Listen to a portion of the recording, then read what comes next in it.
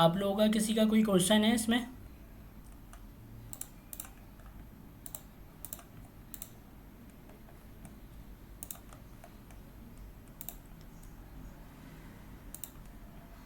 Note start करें। अच्छा, मैं आपको अब उस तरीके से सॉल्व करना बताऊंगा जिस तरीके से हमें अभी अपने मतलब जो असाइनमेंट हैं जैसे कि 2 3 4 5 45 तक, और उसके बाद जो है आगे फिर हम अपने प्रोजेक्ट्स भी बनाएंगे। तो स्टार्ट हमें किस तरह करना है, हमने अभी पिछले अपनी क्लास में देखा था, तो हम उस चीज़ को कंटिन्यू करेंगे।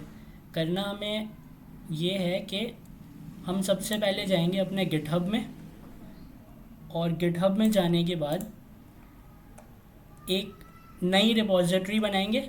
नई रिपॉजिटरी जो है वो कहाँ से बनेगी, वो बनेगी यहाँ, मतलब ये जो आपका आइकन आ रहा है ना राइट साइड में ऊपर आपकी, अगर आपने पिक्चर लगाई होगी तो आइकन भी आ रहा होगा, नहीं लगाई होगी तो ये राइट साइड पर ये जो पिक्चर है उसके ऊपर क्लिक करके यहाँ पर योर रिपॉजिटरी के ऊपर क्लिक करेंगे तो आपको ऐसी विंडो खुलकर मिल जाएगी। और यहाँ पर एक ग्रीन कलर का बटन है, उस बटन को जैसे ही हम क्लिक करेंगे। जी जी, कोई क्वेश्चन है? सर आपने स्क्रीन मेरी शेयर की स्क्रीन है? नजर नहीं आ रही। स्क्रीन शेयर नहीं की मैंने।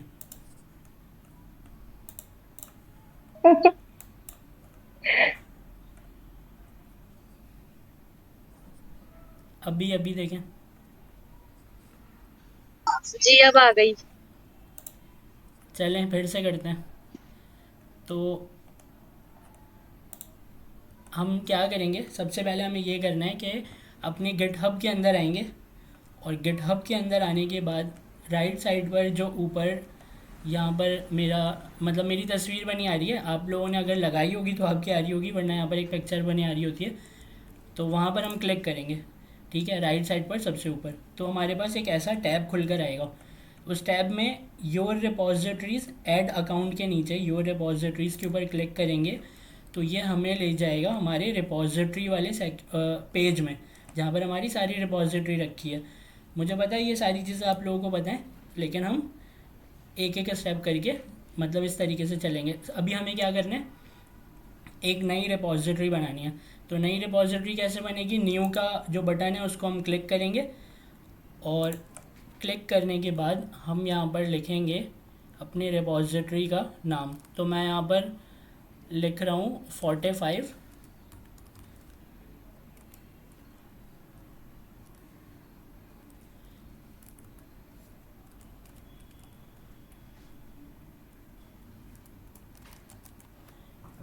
45 असाइनमेंट, मैंने शायद ये नाम पहले नहीं रखा हो, हाँ अवेलेबल है, ठीक है। 45 असाइनमेंट मैंने इसका नाम रखा है, आप कुछ भी रख लें, लेकिन नाम हमेशा हम कैसा रखते हैं, मीनिंगफुल रखते हैं।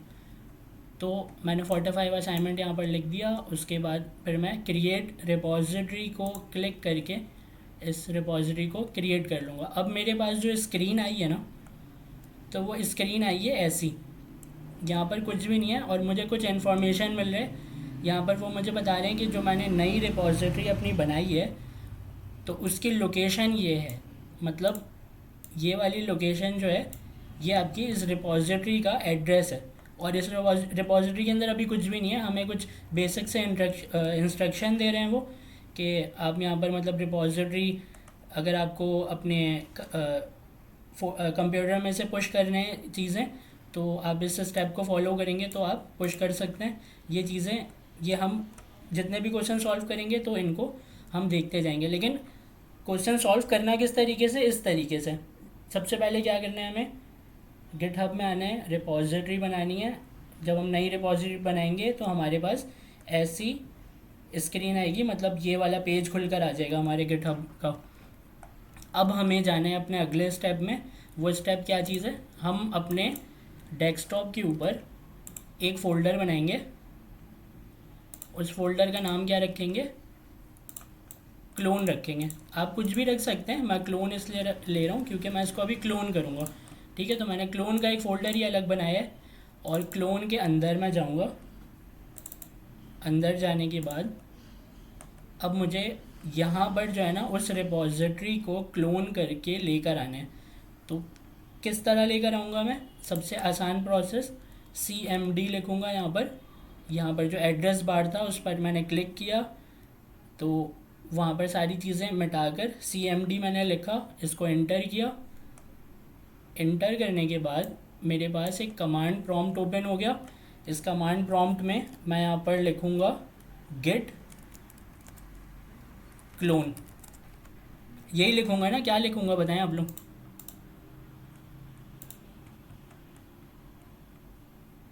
जी यही लिखेंगे, यूआरएल कॉपी करेंगे अब यहाँ पे। ठीक है। अब यहाँ पर इस पेज में जो मैं अभी आपको बता रहा था कि ये वाली चीज़, ये क्या है? आपके ये जो रिपॉजिटरी आपने अभी बनाई है उसका एड्रेस है। तो उस एड्रेस को पूरा कॉपी करना है हमें। तो कॉपी कर, आप इस तरीके से सेलेक्ट करके कॉपी कर लें, या यहाँ पर एक बटन है कॉपी करने का, उसको आप क्लिक करेंगे तो वो कॉपी हो जाता है। कॉपी करेंगे, फिर हम आ जाएंगे अपने टर्मिनल में। टर्मिनल में आने के बाद मैंने यहाँ पर क्या लिखा था? Git clone. तो गेट क्लोन के बाद यहाँ पर मैं उसको पेस्ट करूँगा। पेस्ट करने के लिए मैं Ctrl+V प्रेस कर रहा हूँ एक साथ। तो वो जो मेरा पूरा एड्रेस था, हाँ, एक सवाल पूछना था मुझे। सॉरी, अस्सलाम वालेकुम सर, मैंने ये पूछना था, ये जो हम क्लोन करके फोल्डर बनाते हैं और हम उसे कंबाइन कर लेते हैं, अपना डेटा वगैरह वहीं सेव कर लेते हैं, तो क्या इस क्लोन को हम लोग बाद में अपनी ड्राइव डी या ई में रख सकते हैं? जी हाँ बिल्कुल रख सकते हैं। अभी हम रख तो उससे ये नहीं, हम जो चेंजिंग करते हैं बाद में भी बाज़ दफ़ा कुछ चेंजिंग की जाती हैं अगर रिक्वायर्ड हो, तो वो चेंजिंग फिर वहाँ अपडेट होंगी? खुद नहीं होंगी, आपको पुश करना पड़ता है। आपने अपने कंप्यूटर में चेंज किया, करने के बाद आप उसको जी। फिर से पुश करेंगे।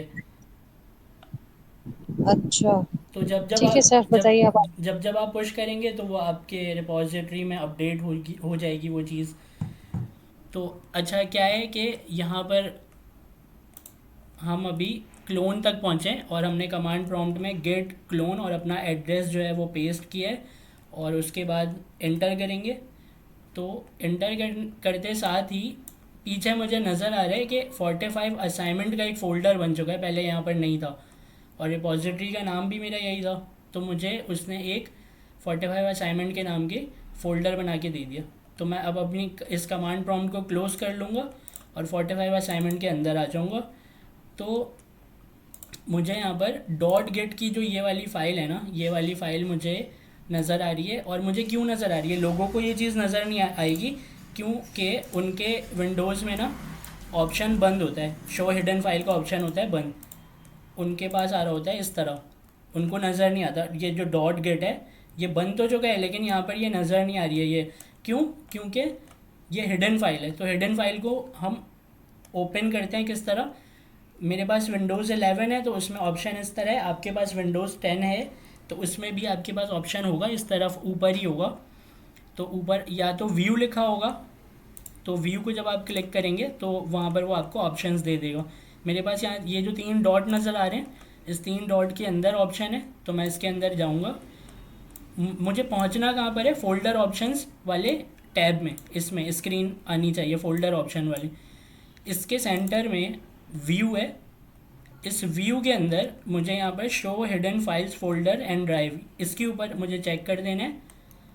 अब वो मुझे नज़र आएगा, ये कह रहा है ना शो हिडन फाइल्स, तो वो फाइल तो शो हिडन फाइल थी ना, तो मैं इसको कह रहा हूँ कि मुझे हिडन फाइल्स अभी देखना है।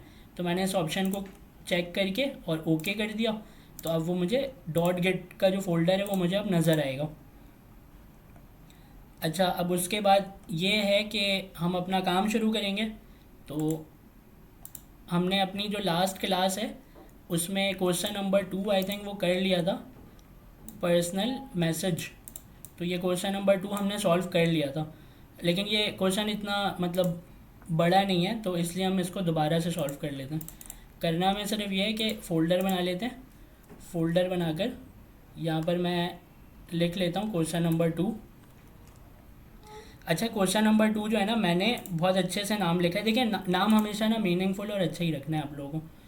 तो मैंने किस तरीके से जब सॉल्व किया था तो मैंने लिखा था यहाँ पर 2 लिखा था, मैंने पर्सनल मैसेज लिखा था। ये पर्सनल मैसेज जो है ना वो जो हमें वो मिला है ना क्वेश्चन यहाँ से, तो इसका नाम इन्होंने रखा है पर्सनल मैसेज, तो मैंने भी वही नाम रखा था। तो नाम मतलब अच्छा रखना है आप लोगों को। तो मैं इसके अंदर आ जाता हूँ क्योंकि ये सॉल्व हुआ है और इसके ऊपर हमें टाइम भी ज़्यादा नहीं लगाना है। तो यहाँ से मैं कॉपी करके इसे स्टेप सारे वही फॉलो करूँगा, कोड यहाँ से उठा लेता हूँ।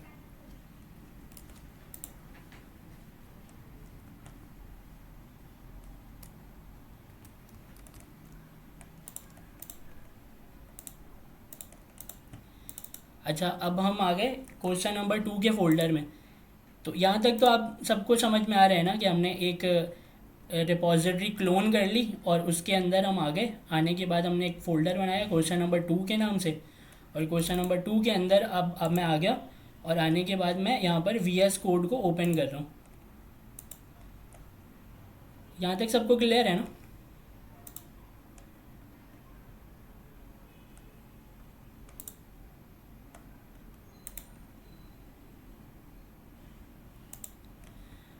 अच्छा, तो अब हमें क्या करना है, देखें मुझे इस बात का पता है कि आप लोग ना क्वेश्चन नंबर 2, 3 और 45 तक सॉल्व कर चुके हैं। तो हम दोबारा से सॉल्व इसलिए नहीं कर रहे क्योंकि मतलब हमें मतलब टाइम ज़ाया कर रहे हैं हम इसलिए सॉल्व कर रहे हैं क्योंकि अब ना जो मेथड है, करेक्ट मेथड है ना, उसको हम फॉलो करेंगे। हमें शुरू से इस तरीके से ही करना चाहिए था, लेकिन क्योंकि हमारी स्टार्टिंग थी, हमें पता नहीं था, तो इसलिए अब हम अपने एक्चुअल मेथड को फॉलो करेंगे कि हम सबसे पहले गिटहब की रिपॉजिटरी बनाते हैं, फिर उसको क्लोन करके लेकर आते हैं, लेकर आने के बाद फिर हम अपना काम करते हैं। तो इस तरह ही हम कर रहे हैं, ठीक है। तो अभी क्या करना है कि यहाँ पर मैं आ गया, यहाँ पर मेरा कुछ भी नहीं है, तो यहाँ पर मैं बनाऊँगा अपनी तमाम फाइलें जिस तरह हम बनाते हैं। तो हम क्या करते हैं, TSC init, सबसे पहले हम इसमें सर जी जी बोलें। सर ये तो आपने क्वेश्चन नंबर 2 वहां से लाके पेस्ट कर दिया। अब जैसे कोई हमें नया काम करना हो तो उसे हम क्लोन के जरिए किस तरह करेंगे? नया ही तो काम कर रहा हूँ, पेस्ट नहीं किया मैंने पेस्ट नहीं किया। यहाँ पर आपको कोई फाइल नज़र आ रही है? इस VS कोड में आपको कोई फाइल नज़र आ नहीं रही? नहीं तो नया काम ही तो कर रहा हूँ, नहीं। सही है। ठीक, सही है। ठीक है, अब मैं क्या कर रहा हूँ, TSC-init यहाँ पर लिखकर मैं एंटर कर रहा हूँ। आप सबको पता है कि यहाँ पर टाइप स्क्रिप्ट इसकी tsconfig.json की फ़ाइल बन जाएगी। तो हमें क्या करना है, अब यहाँ पर हम जाएंगे और अपने tsconfig वाली जो फ़ाइल है इसके अंदर, सर आप क्या बताना चाह रहे हैं कि हम जैसे पहले फोल्डर बना के फिर काम करते थे और बाद में उसको गिटअप पे पुश कर रहे थे, तो ये तरीका गलत है। हमें पहले गिटअप पे रिपोजिटरी बनानी चाहिए और फिर उस रिपोजिटरी को जो है एक एम्प्टी फोल्डर के साथ क्लोन करके और फिर उसमें वर्किंग करनी चाहिए। जी हाँ, मैं यही कह रहा हूँ। और मैं ये भी नहीं कह रहा कि वो तरीका गलत है, मैं बस ये कह रहा हूँ कि ये तरीका जो है ना वो बेस्ट प्रैक्टिस है। आप इस तरीके से करते हैं ना जब, तो क्या होता है कि आपके पास जो चीज़ फोल्डर में पड़ी हुई है, आप उसको ना फ़ौरन जी अपना काम करने के बाद अपने गिटहब में पुश कर देते हैं, ठीक है। तो क्या होता है कि जो आपके कंप्यूटर में जो चीज़ें आपने बनाई हैं और जो गिटहब में हैं वो दोनों एक ही होती हैं फिर। मतलब ऐसा नहीं, कभी कभी क्या होता है कि आपने अपने कंप्यूटर में सॉल्व कर ली चीज़ और वो गिटहब के ऊपर आपने अपलोड नहीं की, तो वो वाली आदत ख़राब है ना। जब अगर आप क्लोन करते हैं, क्लोन करके आप अपना सारा काम करते हैं, तो आपको 2 मिनट लगता है। आप क्या करते हैं, अपने तमाम चीज़ों को गिटहब पे पुश कर देते हैं। तो अब क्या हो गया, दोनों चीज़ सिंक हो गई। वहाँ पर जो है और या आपके कंप्यूटर में जो है वो दोनों एक ही चीज़ है, अलग अलग नहीं है। सर, ये जो हम क्लोन बनाते हैं, क्लोन हम लाजमी है डेस्कटॉप पे बनाएं या किसी ड्राइव DE में बना सकते हैं? आप कहीं भी बना सकते हैं, आप कहीं भी बना सकते हैं। इसका देखें, आपका जो फोल्डर है ना उसका कनेक्शन आपके गिटहब से उस वक्त होता है जब आप इसको पुश करते हैं। मतलब मैं आपको बता रहा हूँ मैं क्या कह रहा हूँ। अगर मिसाल के तौर पे ये 45 असाइनमेंट का फ़ोल्डर है ना मेरा, ये जो फ़ोल्डर है इसको अगर मैं ये मुझे कहाँ से मिला, 45 असाइनमेंट? ये सर ड्राइव गिटहब पे डी रेपो से आपने बनाइए कॉपी ना, किया होगा। गिटहब पे एमडी पे उसके लिंक को पेस्ट किया। अभी अभी तो आपने रेपो, हाँ रेपोजिटरी बनाई है, वहां से आपने क्लोन लिया है ना। जी हाँ। तो मुझे नाम भी मिल गया, जिस नाम की मैंने रिपॉजिटरी बनाई थी जी जी जी, वही। हाँ हाँ समझ गई। सर जैसे वो मेरा एक पहले प्रॉब्लम आ रहा था कि मैंने जो फोल्डर कैलकुलेटर का उठा के लाई थी अपने फोल्डर से, वो भी कैलकुलेटर के नाम से था, सिंपल कैलकुलेटर। और मैंने जो रिपोजिटरी बनाई थी वो भी सिंपल कैलकुलेटर थी। तो वो क्लोन बनाने में और ये वाली दोनों फाइलें आपस में मिसमैच हो रही थी। अगर हम रिपोजिटरी से काम करेंगे तो ये मिसमैच होना खत्म हो जाएगा। बिल्कुल बिल्कुल, आपने बिल्कुल सही समझ गई आप, मतलब मैं यही कहना चाह रहा हूँ कि ना कोई ठीक। वो वाली चीज़ ही नहीं होगी कि वहाँ कुछ और है यहाँ कुछ और है, दोनों एक ही होगा। मैं बस आपको ये बताना चाह रहा हूँ कि ना ये 45 असाइनमेंट का नाम ना मैं यहाँ पर चेंज करके मैं यहाँ पर चेंज करके कर दे रहा हूँ 45 ताहा। अभी ये नहीं कर रहा क्योंकि वी एस कोड ओपन है, मैं वी एस कोड को सेव करा के बंद कर लेता हूँ। ये क्या ओपन है, इसको भी बंद कर लेते हैं। ये यहाँ पर फोल्डर का नाम चेंज हो गया, 45 ताहा हो गया। सर हो गया जी। अब मुझे ये बताएं कि ये जो मैंने रिपॉजिटरी बनाई है इसका नाम क्या है। 45 असाइनमेंट है फोर्टी ऊपर, फाइव परसेंट ठीक है, यहाँ भी बड़ा सा लिखा आ रहा है। इसको जब मैं रीलोड करूँगा इस पेज को तो इसका नाम 45 ताहा क्यों नहीं हुआ। क्योंकि हमने इस पे वो इसका क्लोन है, ये उसका क्लोन नहीं है। एग्जैक्टली exactly, आपने जब उसको क्लोन किया ना तो आपने उसकी एक कॉपी बनाई। ये मतलब ये हम्म। दोनों एक साथ कनेक्शन में नहीं चल रहे। ये आप क्या करते हैं, आप आपको ये फ़ोल्डर देता है बना के। जब आपको ये फ़ोल्डर मिल जाता है तो इसके अंदर आप अपने सारे काम करते हैं और काम करने के बाद आप जब इसको पुश करते हैं तो उस वक्त ही कनेक्शन बनता है इन दोनों में। जो चीज़ इधर होती है वो उठ के वहाँ चली जाती है। और जब आप पुल करते हैं, जैसे हम पुश करते हैं ना वैसे हम पुल भी करते हैं। पुल के मतलब क्या होता है, गिटहब के अंदर अगर कोई चीज़ें पहले से बन कर रखी हुई हैं या किसी और का कुछ बन कर रखा हुआ है तो आप उसको भी पुल कर सकते हैं। मतलब पुश क्या करता है, पुश हमारी चीज़ें वहाँ से भेजता है। पुल क्या करता है, वहाँ से वो चीज़ें मंगवाते हैं। अच्छा, तो अभी ये वाली बात समझ में आ गई आप लोगों के, ये जो फोल्डर है इस फोल्डर का ताल्लुक जो है वो हमारे इससे नहीं है, क्योंकि ये हर वक्त कनेक्शन में नहीं होता। क्योंकि मैंने उसका नाम चेंज कर दिया तो क्या हुआ, हमारी रिपॉजिटरी का नाम चेंज नहीं हुआ है ना, ऐसा ही है ना।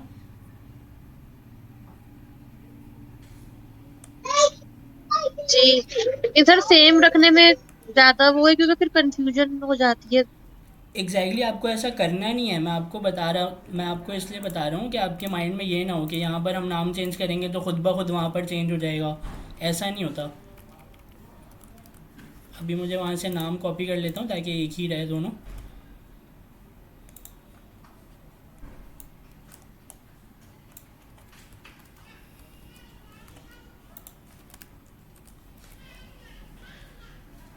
चलें, ये यहाँ पर हमने बना लिया क्वेश्चन। मुझे मुझे ऐसा लग रहा है आप लोगों को इसमें कोई कन्फ्यूजन हुई है अभी। आप लोगों को ये छोटी सी बातें समझ आ गई ना आप लोगों को। जी समझ आ गई। किसी को भी नहीं है ना कन्फ्यूजन, कमेंट करके बता दें अगर किसी को है कोई कन्फ्यूजन, कुछ समझ नहीं आया। कुछ भी नहीं किया हमने, वहाँ रिपॉजिटरी बनाई है, क्लोन करके मंगवा लिया और अपना काम शुरू किया अभी हमने। चलें, तो क्वेश्चन नंबर 2 के अंदर हम आ गए वापस, और वहीं वापस वैसे ही कर लेते हैं, वी एस कोड को ओपन कर लेते हैं। तो अपना सेकंड स्टेप क्या था, सबसे पहले टी एस कॉन्फ़िग की फ़ाइल हमने बनाई। सेकंड स्टेप क्या है, टारगेट को चेंज कर देंगे। क्या कर देंगे, ई एस 2022, और ई एस इसने ले लिया। सर नेक्स्ट कर देना। मतलब yes next. E S next भी अच्छा है वैसे, आप ई एस नेक्स्ट कर लीजिएगा।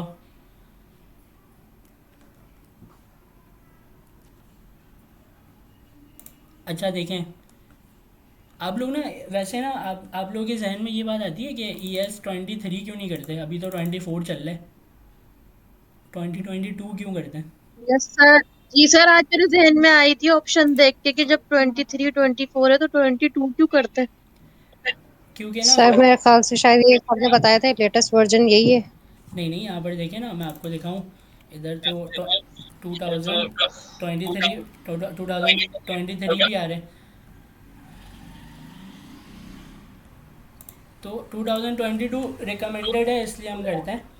2023 भी कर सकते हैं, लेकिन ना क्या होता है, अक्सर आप ना एक चीज़ नोट करेंगे, जब कोई नई नई चीज़ आती है ना, तो उसमें अक्सर ना बग होते हैं। जैसे कि मतलब 2016 मना करते हैं वो, क्योंकि 2016 को हम अपग्रेड करके क्या करते हैं, 2022 करते हैं। तो मतलब कुछ चीज़ें ना 2022 में हमें मिल जाती हैं, और वो क्या मिलती हैं वो अभी मैं अभी आपको ना बताऊंगा, क्योंकि आगे ना जो आप इम्पोर्ट करते हैं ना चीज़ें, आप लिखते हैं ना इंक्वायरर को जब इम्पोर्ट करते हैं, तो उसमें आप लिखते हैं ना import inquirer from inquirer.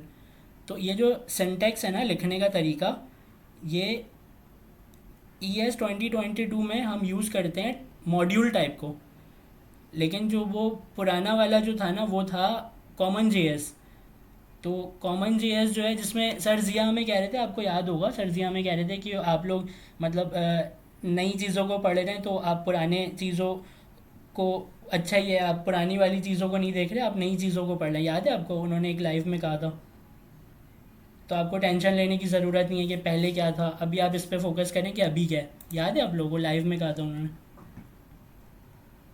Ji sir, उन्होंने ये बात कही थी। उन्होंने कहा था हम लोग नए दौर के डेवलपर्स हैं, तो हमें पुराने दौर में जाने की ज़रूरत ही नहीं, हम चीज़ें स्टार्ट ही नए दौर से कर रहे हैं। बिल्कुल बिल्कुल, ऐसा ही बोला था उन्होंने। तो ना उसमें वो यही होता है कि जो टाइप मॉड्यूल है ना, वो दो टाइप हैं वहाँ पर, एक है कॉमन जीएस और एक है मॉड्यूल। तो हम क्या करते हैं, हम मॉड्यूल यूज़ करते हैं, क्योंकि वो मतलब यूँ समझा नए दौर के हिसाब से है वो। और उसमें लिखने का तरीका जो है वो थोड़ा सा चेंज हो गया है, इंपोर्ट करने का और दूसरी चीज़ें। और जो पुराना था कॉमन जीएस, उसमें लिखने का सिंटेक्स कुछ और होता था। इम्पोर्ट इंक्वायरर फ्रॉम इंक्वायरर नहीं करते थे, वहाँ पर हम रिक्वायर करके चीज़ें बुलाते थे। तो रिक्वायर वाला सिंटेक्स ही अलग है पूरा, तो हमें उसमें पढ़ने की ज़रूरत नहीं है। तो हमें बस अपने जो हमें बताया गया है ना, वो सबसे अच्छा तरीका है जो हमें गवर्नर हाउस की तरफ से बताया गया है। उसमें बस यही है, आप टाइप स्क्रिप्ट TS config.json की फ़ाइल बनाएं। उसके बाद टारगेट को चेंज कर लें ES 2022 में। उसके बाद यहाँ पर कॉमन जेएस को क्या करेंगे, हम नोड नेक्स्ट करेंगे, और इसे भी हम चेंज कर लेंगे। तो ये तीन काम हमने कर लिए एज़ पर इंस्ट्रक्शन। जैसी इंस्ट्रक्शन वहाँ पर जैसे हमें मिली, उसी को हम फॉलो करेंगे, ठीक है। अब जैसे कि आप ना कुछ यूट्यूब के वीडियोस अगर देखते हैं, तो हो सकता है कि आपको रिकमेंडेड सेटिंग, मतलब जो यूट्यूबर्स हैं वो बताते हो कि भाई इसमें से ये वाला ऑप्शन है, वो उस ऑप्शन को यहाँ से अनकमेंट करके थोड़ा सा चेंज कर दो। तो कुछ लोग करते हैं, तीन चार चीज़ें और चेंज कर देते हैं, लेकिन हम नहीं करेंगे। क्यों? क्योंकि हमें अभी बोला नहीं गया है, जब बोला जाएगा तो फिर हम उस स्टेप को फॉलो करेंगे, ठीक है। सर, जी जी, चौक मेथड भी बताइएगा इसमें। चलें, हाँ चौक भी कर लेंगे इसमें। तो अभी क्या है कि हमने ये कर लिया, उसके बाद जो है फिर हम यहाँ पर आकर npm, अपने कमांड प्रॉम्प्ट को पहले कर लेते हैं ओपन। यहाँ पर लिखते हैं npm init y। अच्छा, इसमें मैंने वो नोट की ये चीज़ कि जब npm init y लिखते हैं ना, तो वो हमें उसकी जो डिफ़ॉल्ट टेम्पलेट है ना, वो खुद बनाकर दे देता है। और जब आप npm init लिखते हैं ना सिर्फ, तो वो आपसे एक एक चीज़ें पूछता है कि ना आपको नाम क्या रखना है पैकेज का, इसका ऑथर कौन होगा, लाइसेंस कौन सा है। तो ये चीज़ मैंने नोट की थी। npm init -y हम यहाँ पर करेंगे, और उसके बाद वहाँ पर हमारा package.json जो है वो बनकर आ जाएगा। इसमें ये इसकी टेम्पलेट, डिफ़ॉल्ट टेम्पलेट है ये। तो उसने ले लिया कि हमारे जो फोल्डर का नाम है ना, क्वेश्चन Q2, तो उसने नाम भी वही रख दिया, वर्जन सेट कर दिया, डिस्क्रिप्शन खाली है, ये डिफ़ॉल्ट टेम्पलेट है, उसने उसके हिसाब से हमें बना कर दे दिया। अगर आप npm init लिखते हैं, तो आपसे एक एक चीज़ें पूछेगा कि नाम क्या रखना है, वर्जन क्या होगा, डिस्क्रिप्शन क्या रखना है आपको, ऑथर कौन होगा, लाइसेंस कैसा होगा, ये सारी चीज़ें पूछता है वो आपसे। अच्छा, स्क्रीन को क्लियर करने के लिए उन्होंने बताया था ना CLS, तो CLS हम यहाँ पर टाइप करके स्क्रीन क्लियर कर लेंगे।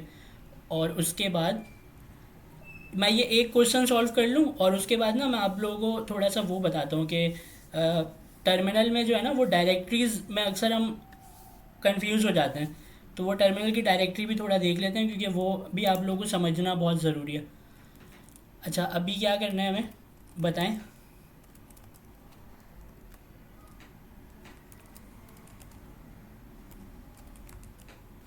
सर ये स्लैश आप पैकेज नोट जेएक्सन की फाइल में चेंजिंग नहीं करेंगे? LST। पैकेज जेसन में मैं अभी चेंजिंग नहीं करूँगा क्योंकि मैं क्वेश्चन नंबर 2 जो है ना वो कर रहा हूँ, लेकिन इसमें जो चेंज करने वाली चीज़ है ना हम उसे कर सकते हैं। मिसाल के तौर पे अभी हमने मतलब टाइप्स लिखा नहीं है, मैं आपको इस टाइप की बात कर रहा था। मैं ये देखें यहाँ पर आपको नज़र आ रही है ये चीज़, यहाँ पर दो ऑप्शन दे रहा है वो हमें, कॉमन JS और मॉड्यूल। मॉड्यूल लेनी है ना हमें। हमें मॉड्यूल सेलेक्ट करना है। तो मैं आपसे कह रहा था ना कि जो पुराना वाला इम्पोर्ट का जो सिंटैक्स होता है पुराना वाला, वो कॉमन JS के ऊपर वो हमें मिलता था, तो हम यूज़ नहीं करते हैं, हम मॉड्यूल्स यूज़ करते हैं। ठीक है, तो हमने सर इसकी डिस्क्रिप्शन में कुछ लिख सकते हैं हम? हाँ हाँ लिख सकते हैं, क्यों नहीं लिख सकते। तो सर वो खुद सेव हो जाता है या सेव करना पड़ता है? अगर आपने ऑटो सेव ऑन किया होगा ना तो वो खुद ब खुद सेव हो जाएगा। आपने डिस्क ऑटो सेव से फ़ायदा यही होता है, मैं एक वर्ड भी लिखूंगा ना तो वो उसको सेव कर देता है।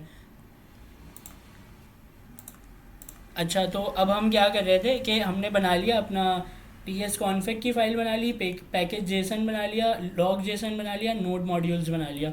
ठीक है, उसके बाद हम क्या करेंगे, जब भी हमें ये नोड मॉड्यूल्स का फोल्डर दिखेगा तो हमें फ़ौरन से गेट इग्नोर बना लेना है।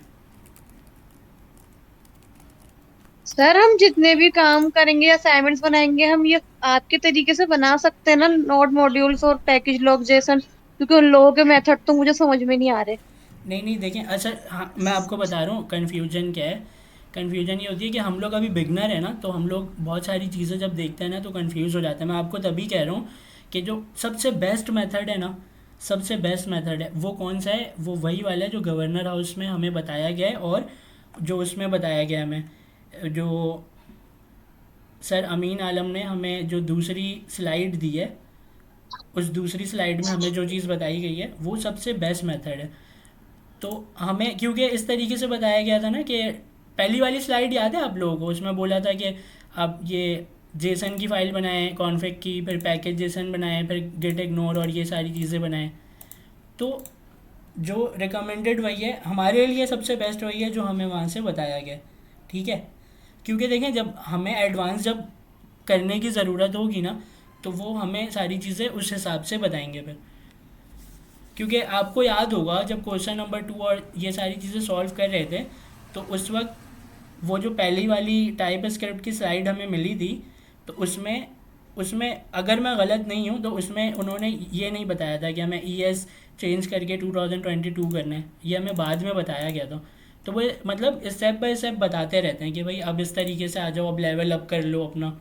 तो इस तरीके से वो करते हैं ताकि जब हम अब चीज़ों को और आप ये एक दफ़ा रिवाइज कर लीजिए। अडॉप्ट करें तो फिर हमें भी बाद में प्रॉब्लम ना हो। मैंने किया कुछ भी नहीं है, मैंने सिंपल ts config जेसन की फ़ाइल बनाई है, पैकेज जेसन बनाया है, पैकेज लॉग जेसन और नोड मॉड्यूल्स आपको पता है वो उस कोड से आ जाता है। कौन से वाले से, npmi@types/node और फिर capital D dash capital D।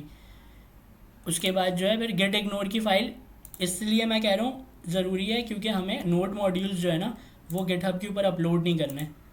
तो मैं क्या करूँगा, इस गेट इग्नोर की फ़ाइल में आकर नोड मॉड्यूल्स का नाम यहाँ पर पेस्ट कर दूँगा लाकर। तो यहाँ तक क्लियर है। जी जी। अब इधर हम अपनी फ़ाइल बना लेते हैं, तो इसका नाम हम रख लेते हैं मेन, रख लेते हैं main.ts रख लेते हैं। अच्छा, main.ts के अंदर जो है अब हमें क्वेश्चन यहाँ से मैं उठा लेता हूँ।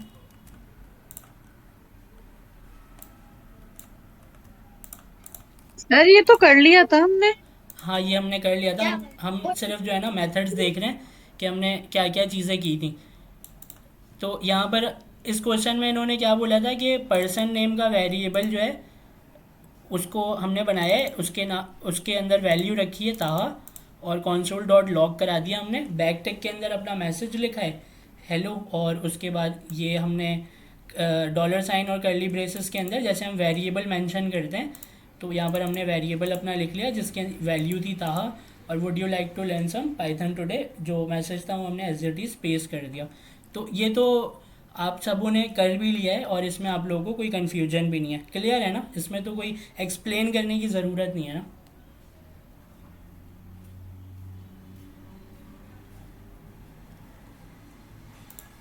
जी बताएं, इसमें कोई एक्सप्लेनेशन तो चाहिए नहीं ना?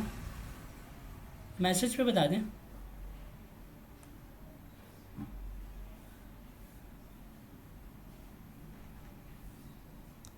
ठीक है, अब हम क्या करेंगे, क्योंकि ऑटो सेव ऑन है तो सारी चीज़ें सेव हो रही हैं, हमने इसको कर दिया बंद। मतलब आपने टर्मिनल पे चेक कर लिया आपका रिज़ल्ट सही आ रहा है, और जब रिज़ल्ट सही आया तो आपने उसको कर दिया बंद। मैंने यहाँ पर टाइप स्क्रिप्ट की फ़ाइल बनाई है। एक मिनट, मैं दोबारा से ना उसको कंपाइल करा लेता हूँ। इंडेक्स में index.js में कर लेता हूँ उसको, main.js जो मैंने बनाया है। जी आपने कंपाइल नहीं किया सर। हाँ, कंपाइलेशन नहीं की मैंने।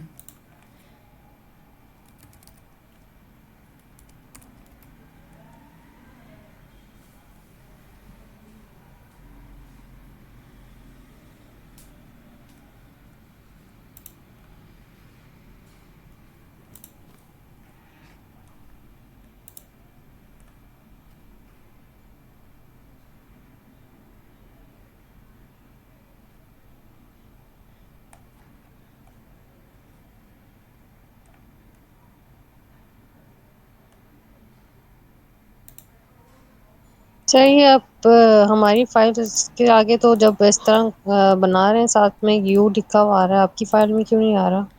क्योंकि मैंने अभी इसको ना गिट पर इनिशियलाइज़ नहीं किया, मतलब गिट ऐड नहीं किया मैंने अभी। गिट ऐड करूँगा तो वहाँ पर भी यू आ जाएगा। तो मैं यहाँ पर अपने इसको पेस्ट कर लेता हूँ और कंपाइल करा लेता हूँ। अच्छा क्वेश्चन है आपका, क्यों नहीं आ रहा है? तो वो अभी आ जाएगा, वो आता है गेट ऐड करने से। ये कंपाइल हो गई है। जावा स्क्रिप्ट हम देख लेते हैं। जावा स्क्रिप्ट में भी पूरा कोड हमारा लिख कर आ गया, तो मतलब इसका रिज़ल्ट देखने की ज़रूरत नहीं है, हमें पता है क्या आएगा। तो अब हम क्या करेंगे, अपने टर्मिनल में जाकर यहाँ पर मुझे एक बात बताएं, यहाँ से हम करेंगे अपना जो अपलोड करना है गिटहब में।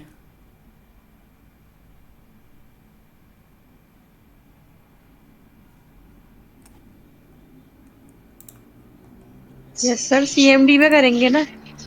यहाँ से मैं नहीं करूँगा। सर यही यहाँ से मैं नहीं करूँगा। क्यों क्यों नहीं करूँगा? क्योंकि जो मेरा गिट है ना वो इनिशियलाइज़ हुआ हुआ है यहाँ पर इस फोल्डर में। कौन से? 45 असाइनमेंट। और हम क्वेश्चन नंबर 2 के अंदर हैं। हम क्वेश्चन नंबर 2 के अंदर, मतलब अगर मैंने यहाँ पर गिट इनिशियलाइज़ किया, मैं आपको ये बताना चाह रहा हूँ कि अगर मैं VS कोड से ना यहाँ पर भी गिट इनिशियलाइज़ करूँगा तो एक डॉट गिट जो है ना वो यहाँ पर भी बनकर आ जाएगा। मुझे यहाँ पर नहीं चाहिए, मुझे यहाँ पर नहीं चाहिए, इसलिए मैं इसको नहीं करूँगा VS कोड से गिट इनिट। मैं सिंपली अपने 45 असाइनमेंट वाले फ़ोल्डर में अंदर आऊँगा वापस, और यहाँ से अपलोड करूँगा मैं। आपको समझ आई बात? जी जी। नहीं सर, सही है। रिपीट करिए। देखें, मतलब हम फोल्डर के अंदर नहीं जाना।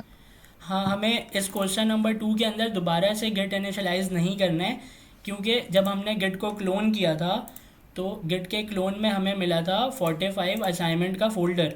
इस फोल्डर के अंदर ये जो डॉट गिट है हिडन फाइल, वो इनिशियलाइज़ होकर हमें मिल गई थी, खुद ब खुद मिल गई थी। तो ये जो क्वेश्चन नंबर 2 का फ़ोल्डर है ये हमने बनाया, और बनाने के बाद इसमें हमने अपना पूरा क्वेश्चन सॉल्व कर दिया। सॉल्व करने के बाद मैंने अपना वीएस कोड बंद कर दिया। बंद करने के बाद मैं वापस आया कहाँ पर, अपने 45 वाले असाइनमेंट के अंदर, 45 असाइनमेंट के फ़ोल्डर के अंदर आया वापस। अब मैं यहाँ से ये चीज़ें उठाकर कहाँ रख दूँगा, अपने गिटहब में। अब ज़रा ना आप इसके स्ट्रक्चर को समझिएगा। ये 45 असाइनमेंट का फ़ोल्डर है, ठीक है, और यहाँ पर क्या है, 45 असाइनमेंट की रिपॉजिटरी है। हम ये चाह रहे हैं हमारी रिपॉजिटरी के अंदर फ़ोल्डर फ़ोल्डर बनकर आए, क्वेश्चन नंबर 2, 3, 4, 5, 6, 7।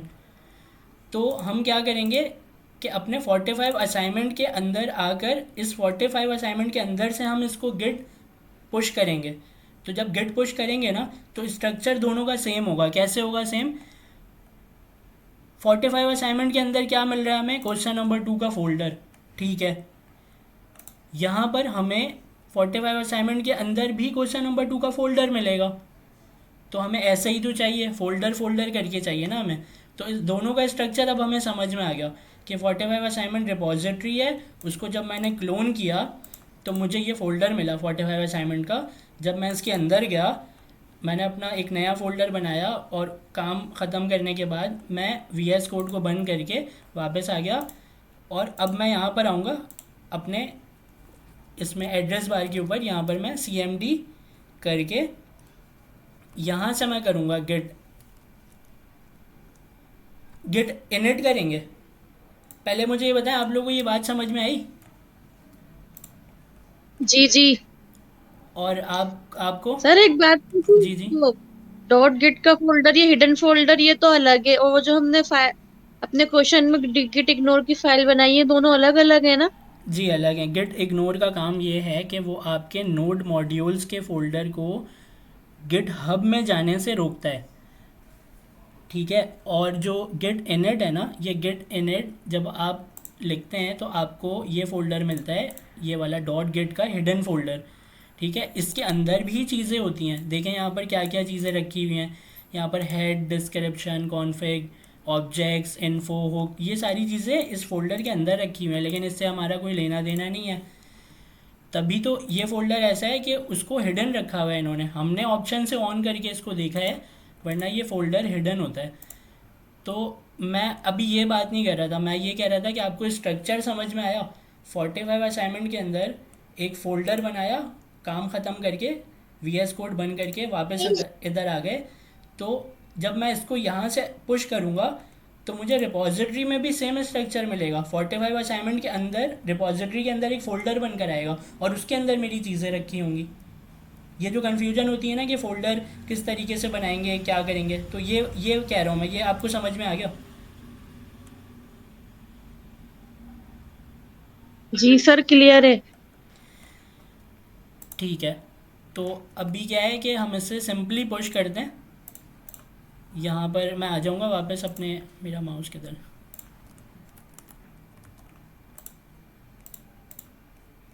जी अपने एड्रेस बार में आ जाऊँगा और यहाँ पर मैं कमांड प्रॉम्प्ट ओपन करूँगा, cmd लिखकर।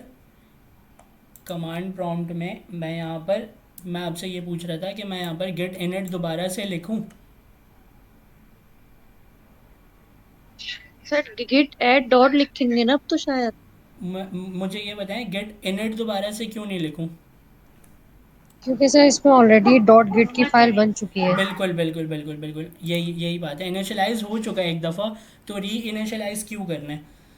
इनिशियलाइज हो चुका है एक दफ़ा, तो हम सिंपली यहाँ पर करेंगे git add all, git add all, ठीक है। मतलब डॉट के मतलब सारी की सारी, तो गेट ऐड डॉट करके एंटर कर दिया मैंने, तो ये हो गया। अब इसके बाद कौन सी कमांड चलाऊँगा मैं? अगर आपको कमांड याद नहीं है तो यहाँ से कर लें कॉपी।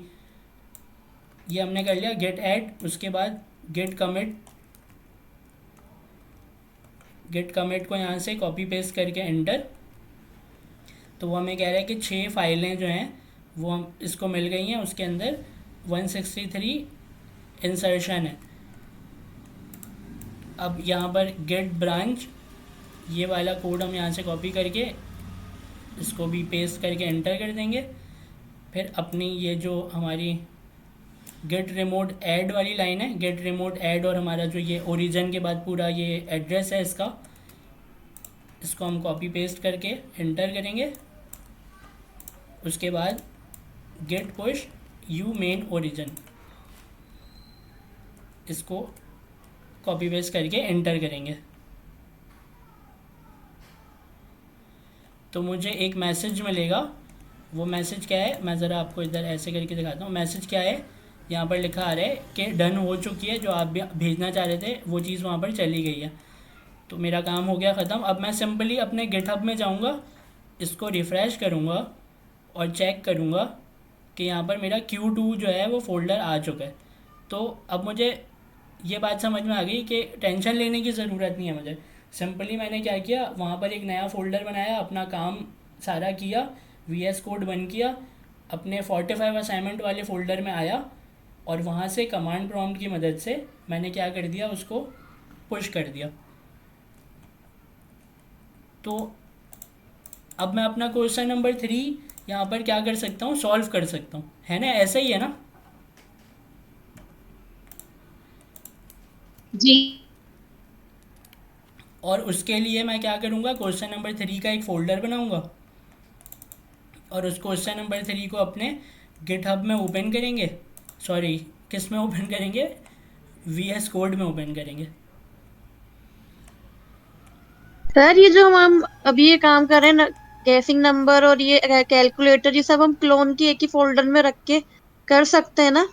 जैसे आप ये क्वेश्चन 2 क्वेश्चन 3 कर रहे हैं। हाँ बिल्कुल कर सकते हैं, यही तो कर रहा हूँ मैं, एक ही फ़ोल्डर के अंदर सारे सॉल्व कर रहा हूँ एक एक करके। और जैसे ही मेरे क्वेश्चन सॉल्व होते जा रहे हैं उनको बिल्कुल साथ के साथ ही मैं कहाँ भेज दे रहा हूँ, गिटहब में भेज दे रहा हूँ।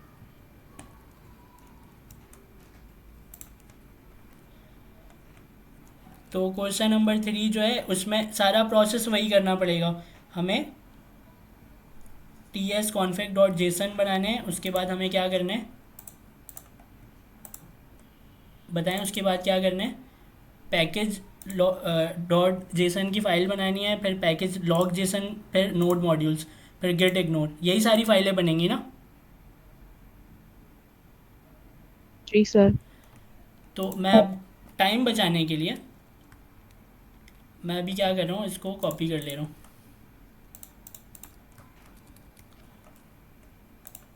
क्वेश्चन नंबर 3 यहाँ पर इसके फ़ोल्डर में आके पेस्ट कर ले रहा हूँ और अपने VS कोड में जब मैं देखूँगा तो मुझे ये सारी चीज़ें मिल जाएंगी।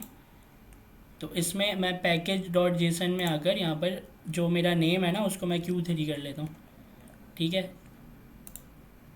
इसको भी लॉग जेसन को भी चेंज कर लेते हैं,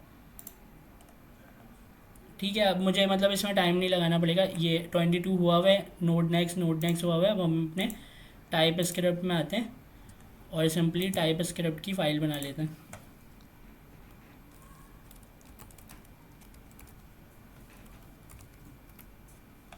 अच्छा, यहाँ पर नेक्स्ट जो क्वेश्चन नंबर 3 इन्होंने दिया था, तो क्वेश्चन नंबर 3 हम यहाँ से उठा लेते हैं। आप में से किसी को जाना तो नहीं है अभी?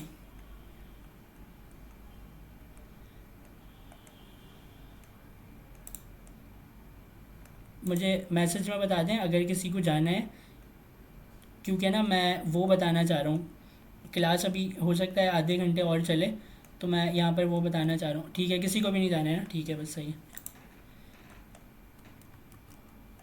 तो ये जो है यहाँ से हमने उठा लिया था, इसको क्वेश्चन नंबर 3 को हमने सॉल्व कर लिया था।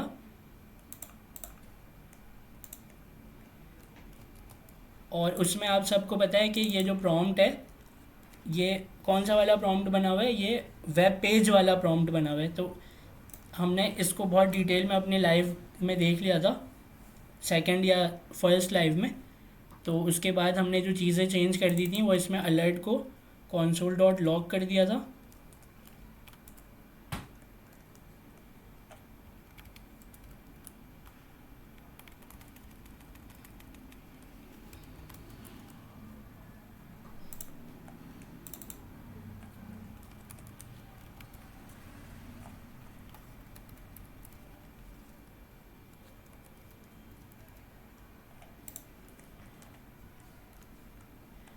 ठीक है, इफ़ की कंडीशन लग गई और console डॉट लॉग हो गया। बैक टिक के अंदर हमने ये अपना तो पूरा मैसेज लिखा है और सारे वेरिएबल्स भी बना लिए। हमें ये भी पता है कि टाइटल केस के अंदर जो है वो dot split, dot map, character at और to upper case, slice, to lower case और जॉइन, ये सारी चीज़ें काम कैसे करती हैं। लेकिन फिर भी अगर आप भूल गए कि ये मेथड काम किस तरीके से करता है, तो आपको क्या करना है, सिंपली आपको जाना है अपने गूगल में और वहाँ पर लिखना है कि स्लाइस इन जावास्क्रिप्ट लिखा और MDN के डॉक्यूमेंट में जाकर उसको हम पढ़ेंगे।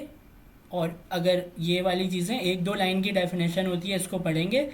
यहाँ से हम उसको देखेंगे कि यहाँ से वो बहुत अच्छे से बताते हैं ये कि कौन सी चीज़ किस तरीके से काम करती है। फिर इसमें हम चेंजिंग करेंगे अपने हिसाब से। जैसे कि मैं ये पूरा यहाँ से हटा दूँगा और यहाँ से देखकर इसे रन करूँगा और अपने आंसर को देखकर समझूंगा कि भाई ये क्या कह रहे हैं। ठीक है, अगर आपको इस मेथड में कोई भी किसी भी मेथड में कन्फ्यूजन है तो आप MDN में आएँ, इसको पढ़ें। 1 लाइन 2 लाइन की डेफिनेशन होगी, नीचे आप चला कर देखें, आपको रिजल्ट मिलेगा। इसको चेंज भी करें अपने हिसाब से, तो वो कॉन्सेप्ट आपका क्लियर हो जाएगा।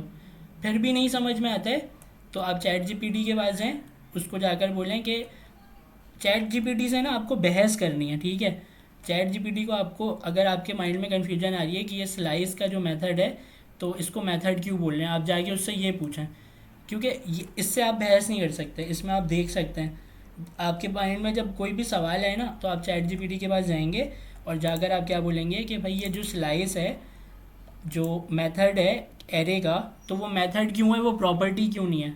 ऐसा अगर आपके माइंड में आ रहा है, या इसको मेथड क्यों बोलते हैं, इसका नाम स्लाइस रखा किसने, इसके बाद हम ये 2 राउंड ब्रैकेट क्यों लगा रहे हैं, राउंड ब्रैकेट को पेरेंथेसिस बोलते हैं तो उसको क्यों बोलते हैं।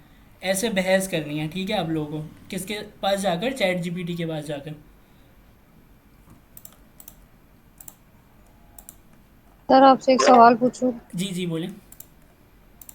सर ये हमें जैसे क्वेश्चन में ये क्वेश्चन नंबर जो है इसमें हमने काफ़ी सारी जो है वो चीज़ें यूज़ की हैं। स्प्लिट है, मैप है और चार्ट एट है, और ये सब चीज़ें हम लोग कुछ एक सवाल पढ़ते हैं तो हम उससे कैसे गेस करते हैं कि हमें कौन कौन से टूल्स इसमें यूज़ करना है? देखें, अगर आपने प्रैक्टिस की होगी ना तो आपको ये बात पता चला होगा कि हम जब ये क्वेश्चन सॉल्व कर रहे थे तो हमें क्या बनाना था, टाइटल केस।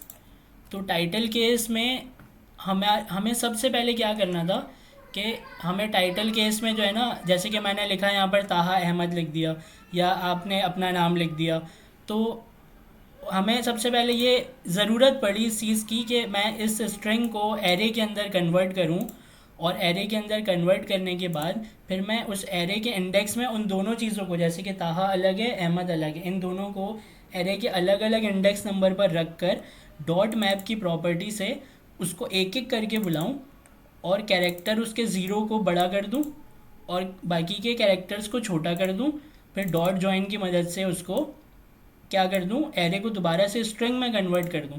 तो अभी जैसे मैंने अपनी ज़बान में बोला है ना, तो ये जो टाइप स्क्रिप्ट है ये प्रोग्रामिंग की एक लैंग्वेज है। तो जैसे मैंने अभी अपने ज़बान में बोला है कि मैं ये कर दूं, फिर ये कर दूं, फिर ये कर दूं, तो आप अगर गौर से देखेंगे तो यहाँ पर भी यही हुआ है कि पहले एरे में कन्वर्ट कर दूं, फिर एरे की एक एक वैल्यू को बुला लूं। बुलाने के लिए डॉट मैप का यूज़ करके कैरेक्टर, पहले वाले कैरेक्टर को बड़ा कर दूं, फिर छोटे वाले कैरेक्टर को, बल्कि बाकी के सारे कैरेक्टर्स को छोटा कर दूं और उसके बाद उस एरे को कन्वर्ट कर दूं किस में, स्ट्रिंग में कन्वर्ट कर दूं। तो आपको ऐसे माइंड में आपके आ जाएगा। जैसे कि आपके माइंड में ये चीज़ कैसे आई, मुझे ये बताएं कि अगर मैं आपसे ये कहता हूँ कि मैंने यहाँ पर लिखा है ताहा अहमद, ठीक है, तो अगर मैं आपसे ये कहता हूँ कि ये जो आपने ये जो नाम लिखा है इस पूरे नाम को स्मॉल करके मुझे console डॉट लॉग करा के दिखा दें, तो आपके माइंड में ये चीज़ कैसे आई कि टू लोअर केस मैं यूज़ कर लूँगा तो ये नाम छोटा हो जाएगा। ये चीज़ कैसे आई आपके माइंड में? ये चीज़ ऐसे आई ना कि आपको पता है, आपने यूज़ किया उसको, तो आपको ये बात पता चल गई कि अच्छा ये जो मेथड है टू लोअर केस ये पूरे स्ट्रिंग को स्मॉल कर देता है। फिर आपने टू अपर केस यूज़ किया तो आपको ये बात पता चल गई कि अपर केस क्या करता है, उसको कैपिटल कर देता है। तो जब आपने यूज़ कर लिया इस चीज़ को, तो अब आपको सारी ज़िंदगी के लिए ये बात पता चल गया कि मतलब ये बात पता चल गई कि ये जो टू अपर केस है यहाँ पर भी मैंने यूज़ किया, टू लोअर केस यहाँ पर भी मैंने यूज़ किया।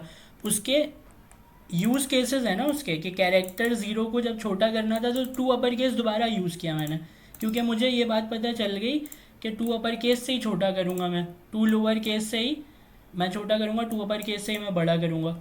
आपको बात समझ में आई मैं क्या कहना चाह रहा हूँ? जब आपने यूज़ किया तो आपको पता चला कि अच्छा ठीक है, समझ गई, ये वाला समझ मेथड गई। ये काम करता है।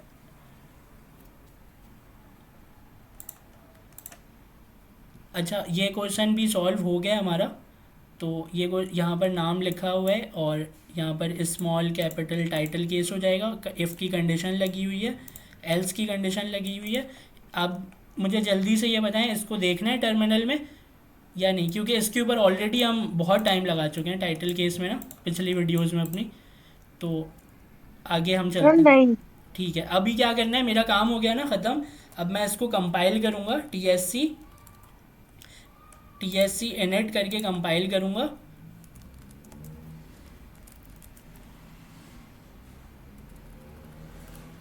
बता भी नहीं रहे आप लोग कि टी एस सी इनिट नहीं होगा। सिर्फ TSC होगा। अच्छा, चेक कर रहा था मैं। टी एस सी जावा स्क्रिप्ट में कंपाइल हो गई मेरी, है मेन डॉट जी एस की फ़ाइल आ गई। उसके बाद जो है मैं क्या करूँगा, इसको मैं कर दूँगा बंद, क्योंकि मेरा जो प्रोग्राम है वो बन गया, मैंने टर्मिनल में चेक कर लिया वो सही चल रहा है। मैं वापस आया, वापस आने के बाद अब मैं क्या प्रोसेस करूँगा, वही अपने 45 असाइनमेंट वाले फ़ोल्डर में वापस आ गया।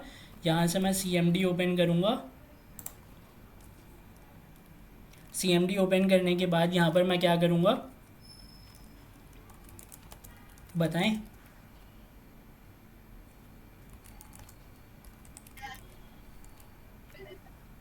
ऐड कॉमेट डॉट डैश करेंगे एम और उसके बाद git comment commit. Dash m dash first comment. Sir वैसे ये फर्स्ट कमेंट के लिए भी एक बात कही थी, उन्होंने कहा कि आप अपने जो भी फोल्डर अपलोड करते हैं ना, तो उस हिसाब से कोई ऐसी कमेंट को लिख दिया करें ताकि वो आपकी एक मेमोरी में चीज हमेशा के लिए रह जाएगी कि मैंने कमेंट।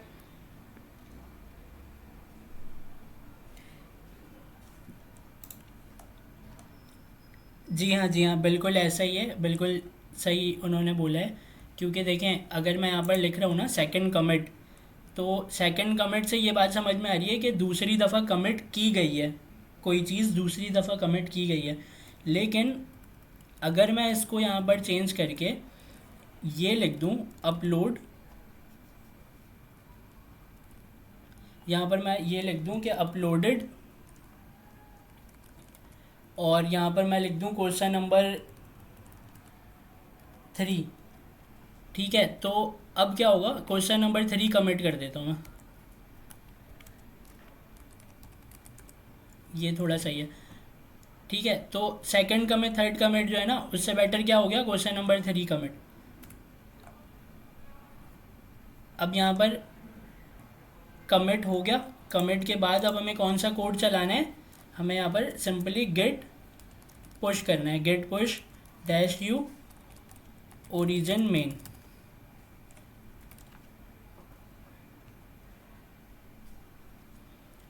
तो यहाँ पर डन लिखा आ गया है। तो मैं अपने एक ब्रांच वाला कोड और ये यूआरएल वाला कोड ये पुश नहीं करेंगे बार बार। देखें, वो जो हमने जो लिखा था ना पहले, तो फर्स्ट टाइम जब आप जिस तरीके से गेट इनिट का जो कोड है वो आप एक दफ़ा चलाते हैं, अभी आपने ही बोला था ना कि हम दोबारा गेट इनिट नहीं चलाएंगे, क्योंकि हम दोबारा उसको इनिशियलाइज़ नहीं करेंगे। पहले ही डॉट गेट की फ़ाइल बनी हुई है, तो दोबारा क्यों बनाए। तो नहीं सर जी जी बोलो।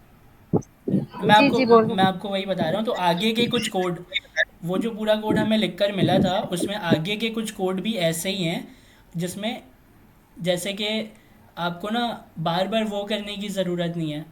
क्या करने की ज़रूरत नहीं है, उसमें आपको ब्रांच मेन करने की ज़रूरत नहीं है। आपको अपना एड्रेस जो आपने बताया था इसमें, जो आपको एक पूरा यूआरएल मिल रहा था, ये वाला जो आपने लिखा था गेट रिमोट, उसके बाद जो आपने ये यहाँ पर लिख कर पेस्ट किया था, ये करने की ज़रूरत नहीं है, क्योंकि उसकी कनेक्शन जो है वो कनेक्टिविटी एक दफ़ा बन चुकी है। अब आपको सिर्फ 3 कोड याद रखने हैं, गेट ऐड, गेट कमिट और उसके बाद गेट पुश। हम भी यही कर रहे हैं, हमने अभी 2 कोड अपने लिखे, गेट ऐड ऑल मतलब गेट ऐड डॉट, और उसके बाद हमने क्या लिखा, गेट कमिट अपना message, git push origin main.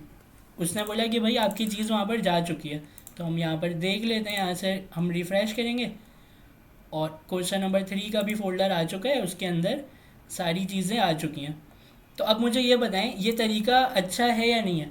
ये तरीका कितने मतलब स्ट्रक्चर से सारी चीज़ें बनी हुई है ना, इसका एक बड़ा ऑर्गेनाइज तरीका है कि हमने रिपॉजिटरी बना ली, अपने क्वेश्चन सॉल्व कर रहे हैं और पुश करते जा रहे हैं, तरीके से यहाँ पर वो चीज़ आती जा रही है। सर सेकंड टाइम में आपने कौन से लाइन वो नहीं करी यहाँ से देख के, जैसे फर्स्ट में जो आप पेस्ट कर रहे थे वहां से गिटहब से, तो कौन सी ऐसी लाइन है जो हमें नहीं लिखनी सेकंड टाइम? आप बता तो रहे थे पूरा। हम दोबारा करेंगे ना क्वेश्चन नंबर 4 में, तो क्वेश्चन नंबर 4 में देख लेंगे। ठीक है, अभी मैंने इसको कर दिया बंद। अब मैं क्या कर रहा हूँ, अच्छा अब मैं आपको बता रहा हूँ निम्रनाज, मैं आपको ये बता रहा हूँ कि अब जब मैं अपना काम ख़त्म करके दोबारा से गिटहब में अपलोड करूँगा ना, तो आपको क्या करना है, उसको नोट करना है साथ में। आप अपने किसी नोटबुक में नोट करके रख लें कि कौन से 3 कमांड चलेंगे। ठीक है, अब हमने एक न्यू फोल्डर बनाया और क्वेश्चन नंबर 4 को यहाँ पर हमने बना लिया। अब इसके अंदर मैं VS कोड को ओपन कर लूँगा, टर्मिनल ही VS कोड।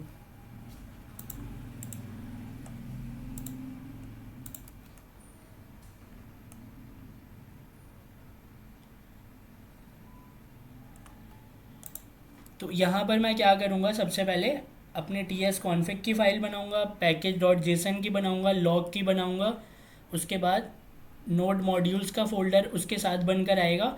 तो जैसे ही मुझे दिखेगा कि नोड मॉड्यूल्स का फ़ोल्डर यहाँ पर है, तो मैं फ़ौरन से क्या करूँगा, गेट इग्नोर की फ़ाइल बनाकर नोड मॉड्यूल्स का नाम उसके अंदर रख दूँगा। तो ये सारे काम मुझे यहाँ पर करने हैं अभी। तो टाइम बचाने के लिए क्या कर रहा हूँ, मैं उधर से कॉपी करके लाकर इधर रख ले रहा हूँ।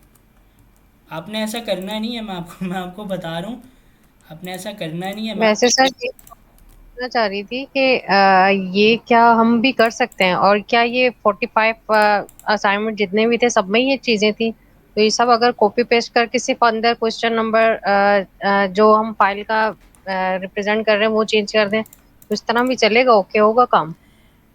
देखें, इसका जवाब तो ऐसा है कि टर्मिनल में आपका रिज़ल्ट आ रहा है ना, तो वो चीज़ चलेगी। लेकिन ना बात यह है कि अगर आप इस तरीके से आपने एक क्वेश्चन नंबर 2 को बनाया और एक दफ़ा आपने बनाया और बाकी में आपने कॉपी पेस्ट कर दिया, तो इसमें 2-3 मसले हैं, जो जेन्युइन मसले हैं ना, वो मैं आपको बता रहा हूँ। आपको कोड याद नहीं होगा कि ना tsconfig.json की जो फाइल है वो हम कैसे बनाते हैं, पैकेज जेसन बनाते हैं, गेट इग्नोर बनाते हैं, नोड मॉड्यूल्स बनाते हैं, इसका कोड याद नहीं होगा आपको। फिर जब आप इसको बार बार चेंज करेंगे तो आपको पता होगा ना कि ES 2022 जब आप चेंज करते हैं तो आपके जहन में अभी जो, जैसे मैंने आपको बताया कि कॉमन JS और मॉड्यूल्स ये 2 अलग चीज़ें थी, तो हम क्योंकि नया यूज़ कर रहे हैं मॉड्यूल्स को, तो इसके लिए ES 2022 जो है वो हम यहाँ पर चेंज करते हैं, यहाँ पर नोड नेक्स्ट करते हैं। अभी कुछ जब आप प्रोग्रामिंग कर रहे होते हैं, मिसाल के तौर पे इंक्वायरर में भी हमने देखा है, अवेट में भी हमने देखा है, जब हम अवेट लगाते हैं अपने इंक्वायरर से पहले, तो उसके अंदर भी मॉड्यूल्स का एरर देता है वो कि आपका जो मॉड्यूल्स है वो 2016 हुआ है, उसको जाकर चेंज करें, ES 2022 करें। तो जब आप कॉपी पेस्ट ही करेंगे तो आपको ये चीज़ें जब तक याद नहीं होंगी ना, तब तक वो आपके लिए बेनिफिट नहीं होगा। फिर आपको याद है सर फैसल ने ऑनलाइन क्लास में एक बात बोली थी, वो उन्होंने क्या बोला था कि मसल मेमोरी जो है ना वो आपकी ट्रेन होती है। मसल मेमोरी ऐसी ट्रेन होती है कि जब आप अपनी उंगलियों से बार बार कोड लिखते हैं ना, तो बार बार जब आप कोड लिखते हैं तो आपको फिर जहन में ये हो जाता है कि हाँ मुझे इस स्ट्रक्चर से चलना है और ऐसे करके मैं चलूँगा तो मेरी चीज़ें 45 दफ़ा ठीक बनी है तो बाकी के 1000 दफ़ा भी ठीक ही बनेंगी। तो ये मतलब अगर मैं आपको बताऊं तो आपको ये करना नहीं है। अगर मैं ये करने लग गया ना, इस वीडियो में अगर मैं करने लग जाऊं तो फिर वो बहुत लंबी हो जाएगी। ठीक है, जितनी मैं बातें कर रहा हूँ और फिर मैं ये कर रहा हूँ ना, आपको बता रहा हूँ, तो वो बहुत लंबी हो जाएगी, इसलिए मैं टाइम बचा रहा हूँ। आपको करना नहीं है। आपको क्लियर है ना मैं क्या बोल रहा हूँ? जी सर, क्लियर है।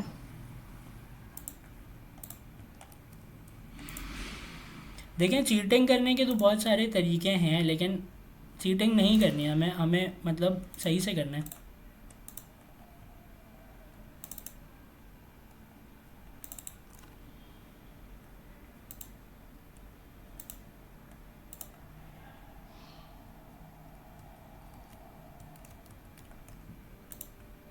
अच्छा, अब क्वेश्चन नंबर 4 है। इस क्वेश्चन नंबर 4 में मैंने एक टाइप स्क्रिप्ट की फ़ाइल बना ली। मैंने ये तमाम फाइलें बनाई पहले। टी एस कॉन्फ़िग बनाया, पैकेज जेसन, लॉग मॉड्यूल्स बना के, गिट इग्नोर। उसके बाद मैंने टाइप स्क्रिप्ट की फ़ाइल बनाई, उसके अंदर आके मैंने ये क्वेश्चन सॉल्व कर दिया। ये क्वेश्चन था क्या, इसमें ये क्या कह रहे थे? ये कह रहे थे कि फेमस कोट है, find a quote from a famous person you admire, print the quote and the name of its author.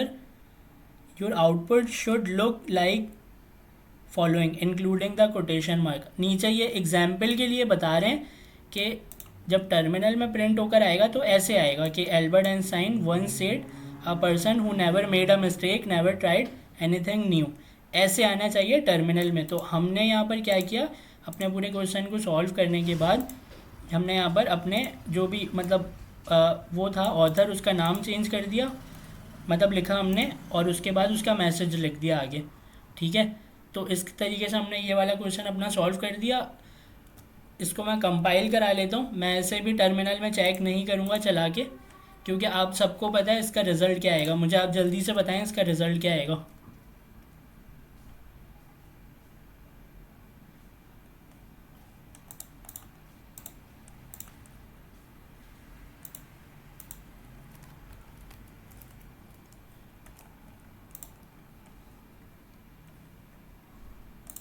जी बताएं, कोई तो बताए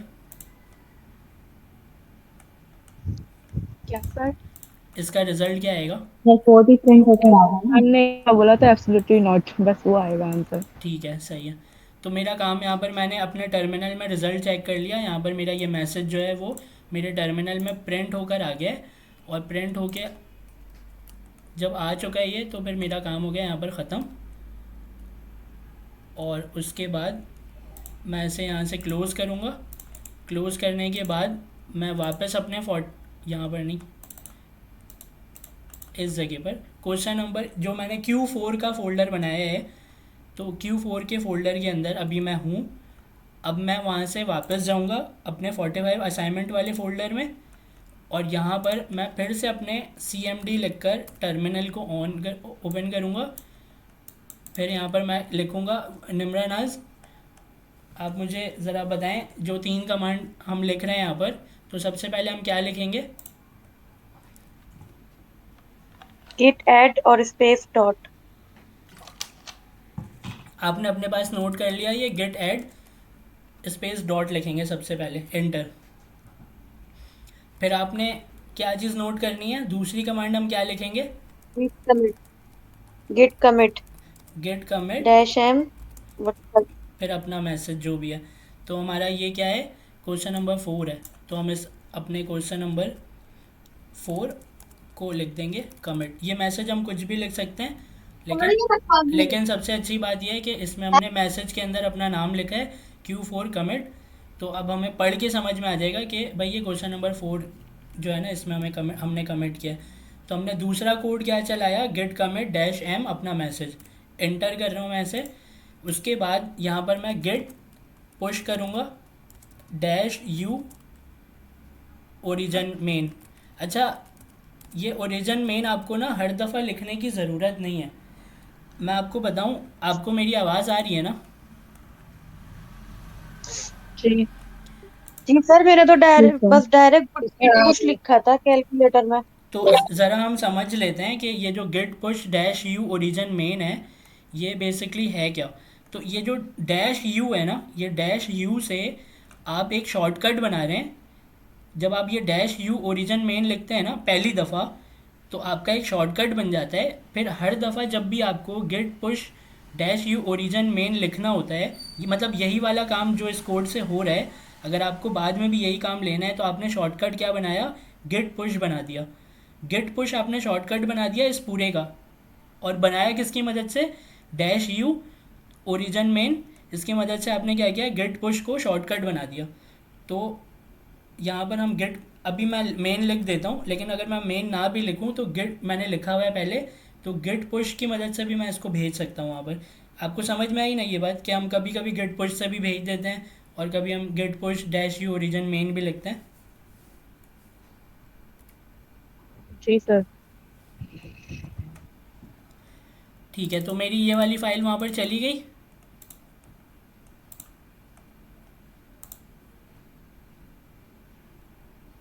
क्वेश्चन नंबर 4, 2, 3, 4 सारे आ गए। मेरी कन्फ्यूजन भी दूर हो गई, कि मतलब मेरी टेंशन भी दूर हो गई कि मुझे फ़ोल्डर अपलोड करना है और फिर फ़ोल्डर तरीके से करना है। अभी सब कुछ तरीके से हो रहा है।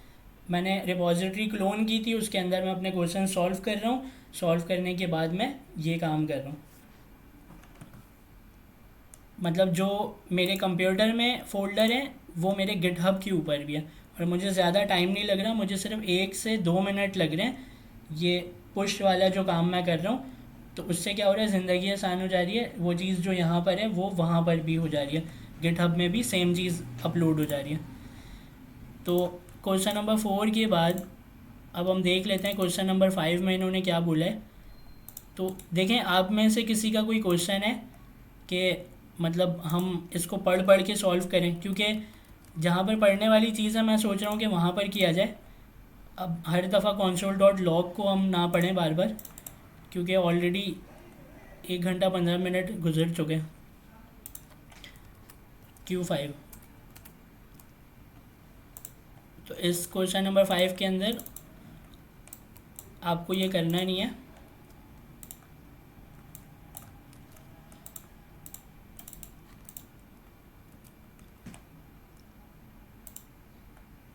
मैंने क्या किया है, टाइम बचाने के लिए सब कॉपी करके यहाँ ले आया मैं, और लाने के बाद इस दफ़ा मैंने टाइप स्क्रिप्ट और जावा स्क्रिप्ट की फ़ाइल भी कॉपी कर लिया।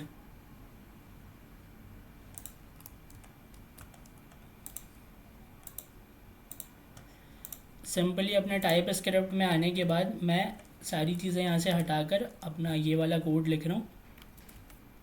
और इसमें इस क्वेश्चन में वो क्या कहते हैं कि एक वेरिएबल के अंदर अपने ऑर्थर का नाम जो है, ऑर्थर का नाम जो है वो लिखना है, और उसके बाद अपना एक मैसेज लिखना है, और मैसेज लिखने के बाद हमें क्या करना है, यहाँ पर console.log के अंदर उसको प्रिंट कराना है एक साथ। फेमस पर्सन का वेरिएबल जो है एल्बर्ट आइंस्टाइन, और उसके बाद मैसेज वन सेड, उसके बाद दोबारा से फिर हमने अपने $साइन और कर्ली ब्रेसेस के अंदर अपने वेरिएबल को लिखा है मैसेज वाले, और ये पूरा मैसेज जो है ये इसमें प्रिंट होकर आ जाएगा। तो एक इसमें मुझे लगता है कि ये चीज़ आपको बतानी चाहिए कि जब हम कोई स्ट्रिंग लिखते हैं, जब हम कोई स्ट्रिंग लिखते हैं, मैं नीचे बताता हूँ, इस लाइन को मैं नीचे ले आता हूँ।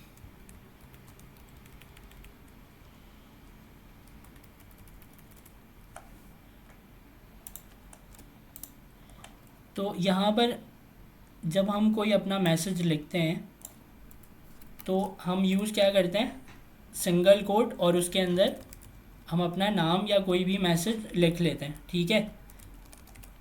फिर हम ये जो अपना सिंगल कोट में जो मैसेज लिख रहे हैं हेलो, इसको हम डबल कोट में भी लिख सकते हैं। ये भी आपको पता है कि हम डबल कोट में भी लिखेंगे तो वो एज अ स्ट्रिंग कंसिडर होगा, ठीक है। तो ये सिंगल कोट और double coat.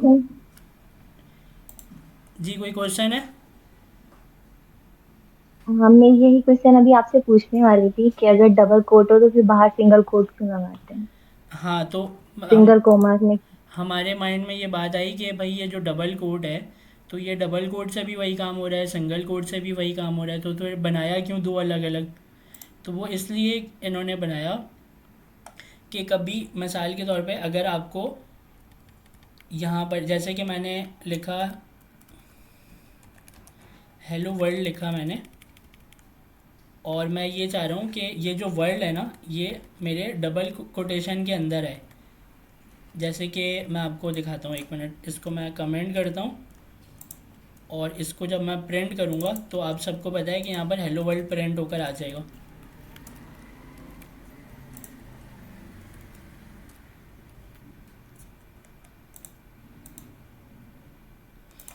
TSC and main.js।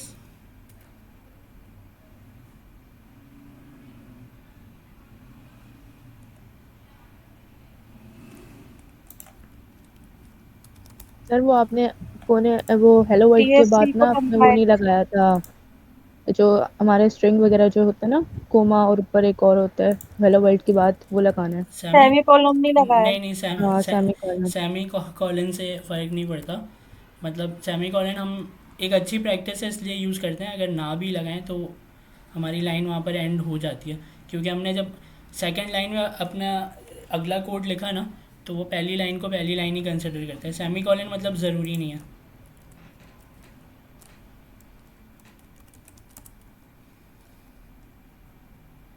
Compile हो गई है, पहले देख लेते हैं। ठीक है, मैसेज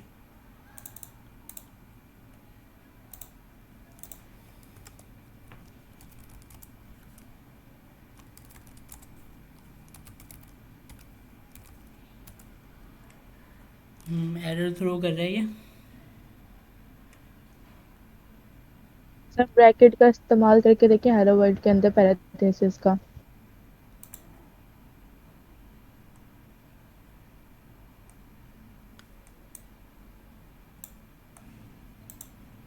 मतलब मैं आपकी बात समझा नहीं, इसके अंदर मैं क्यों करूँ ब्रैकेट का इस्तेमाल? हाँ सर, स्ट्रिंग के अंदर हम स्क्वायर ब्रैकेट लगाते हैं ना, इसके अंदर भी यूज़ करके देखें, क्या पता हो जाए आपका कंपाइल। अरे नहीं नहीं, आप देखें, स्क्वायर ब्रैकेट हम लगाते हैं एरे के लिए, आप गलत कॉन्सेप्ट नहीं बनाइएगा। स्क्वायर ब्रैकेट मतलब ये वाला ब्रैकेट ना, ये वाला एक और जो दूसरा वाला होता है इसके साथ वाला, कर्ली ब्रेसेस जो ब्रेसेस ये वाला, हाँ नहीं, एक और अपना प्रिंसेसेस ये वाला। हाँ पैरेंथेसिस, हाँ ये लगा के देखें हेलो वर्ल्ड में। नहीं नहीं, उससे तो कोई फ़र्क नहीं पड़ता वैसे। इससे कोई फर्क नहीं पड़ेगा। नहीं, इससे कोई फ़र्क नहीं पड़ता।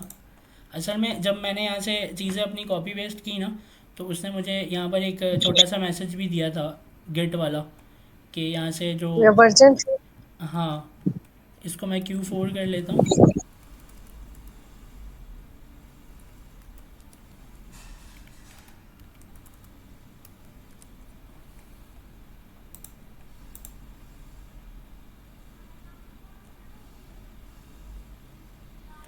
index.js।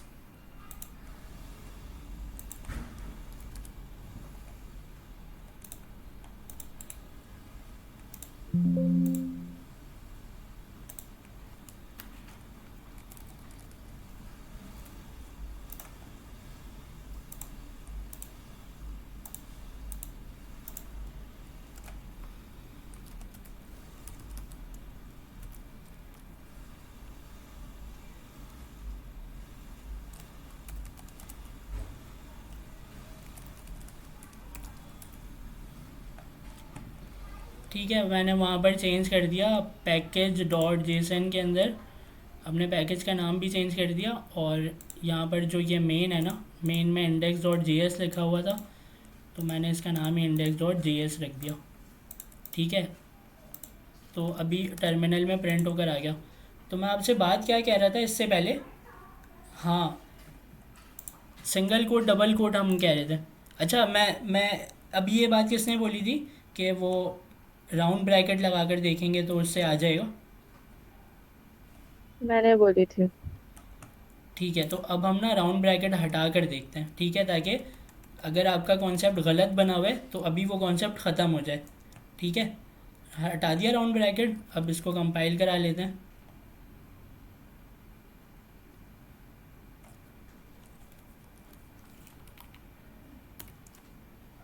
तो प्रिंट होकर आ गया ना।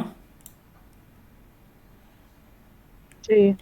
तो मतलब राउंड ब्रैकेट से कोई फ़र्क नहीं पड़ा।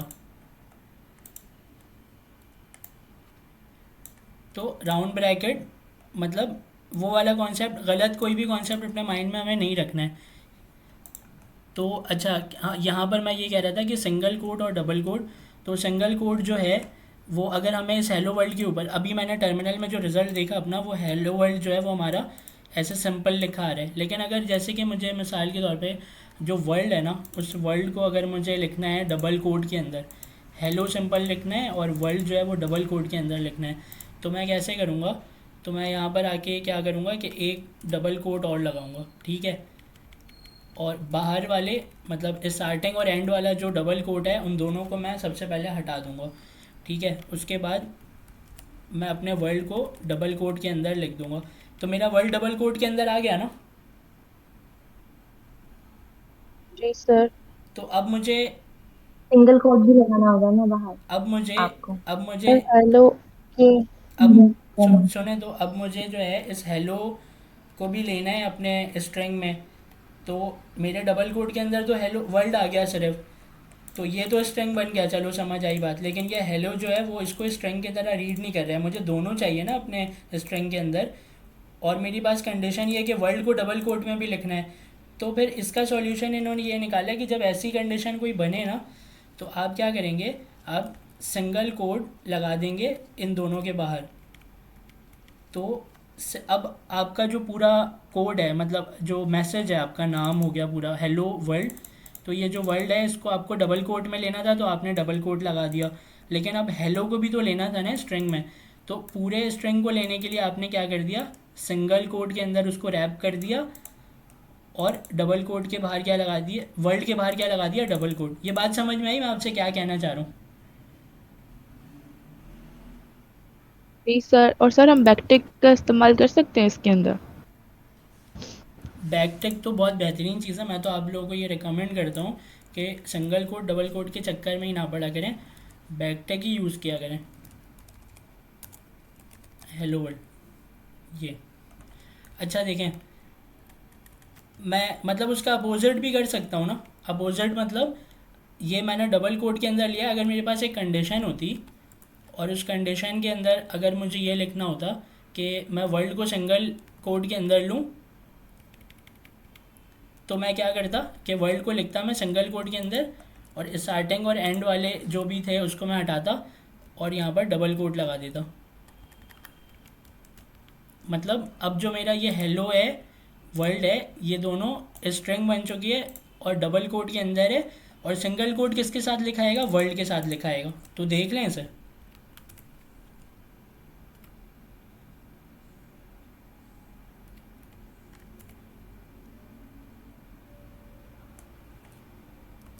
एरर क्यों आया, जल्दी से सर बताएं। आपने फाइल का नाम गलत लिख दिया, बिल्कुल, मेन लिख दिया इंडेक्स की जगह। इसके मतलब आप लोग देख रहे हैं।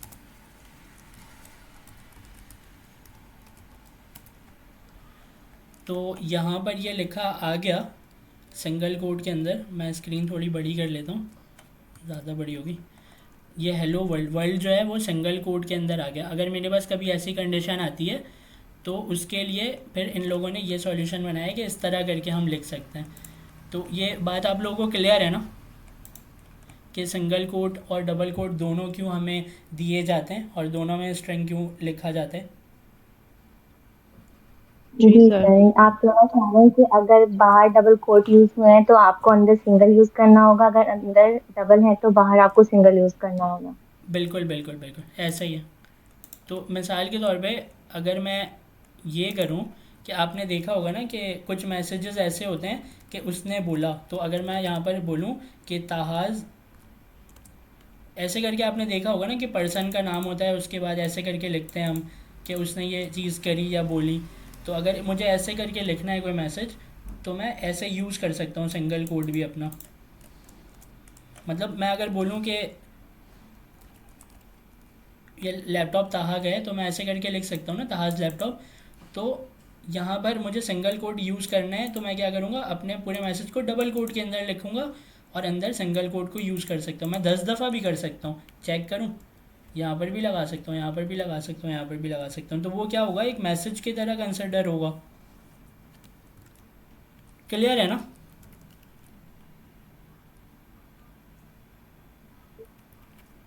Yes sir.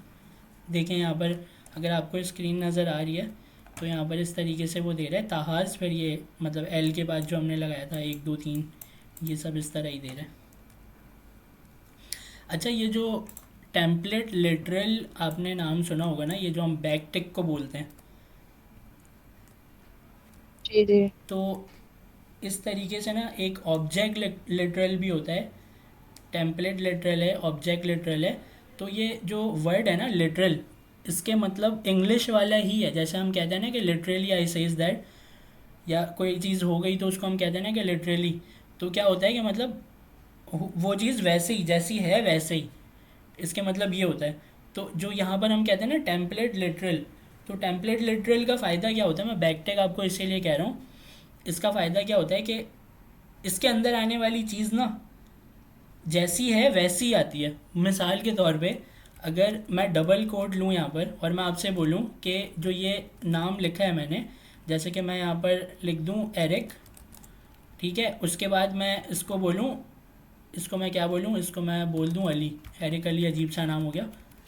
तो एरिक अली अगर मैं यहाँ पर ये कर दूँ और मैं आपसे बोलूँ कि ये जो अली है ये नीचे वाली लाइन में लेकर आना है मुझे, तो कैसे लेकर आएंगे? एरिक ऊपर वाली लाइन में आए और अली जो है वो नीचे वाली लाइन में है, तो कैसे लेकर आएंगे? एन टैब दबाकर, एन 9 और साथ में जो टी दबाते हैं दोनों को, मतलब बैक स्लैश लगाकर, उस तरीके से भी कर सकते हैं, स्ट्रिपिंग करना। ठीक है, तो अब क्या है कि मैं आपसे ये बता रहा था कि यहाँ पर अगर हम ऑब्जेक्ट अपने टेम्पलेट लिटरल का यूज़ करें तो लिटरल की मीनिंग मैं बता रहा था आपको कि जैसा है वैसे ही। तो मिसाल के तौर पे अगर मैं यहाँ पर लिख दूँ एरिक और मैं इंटर कर दूँ, तो आप यूँ समझे मेरे टर्मिनल में भी ऐसे ही एंटर होकर आएगा। मतलब लिटरल के मतलब यही हो गया, जैसा है ऐसे ही। यहाँ पर मैं लिख दूँ अली, ठीक है, तो कोई मुझे मतलब बैक स्लैश एन की ज़रूरत नहीं पड़ी। अगर मुझे देना है इस अली के बाद एक 2 लाइनों का गैप, उसके बाद फिर मुझे लिखना है कुछ अहमद लिखना है, तो ये क्या आएगा, जैसा है वैसे ही आएगा। तो इसको कंपाइल करा के देख लेते हैं, TSC कराते हैं।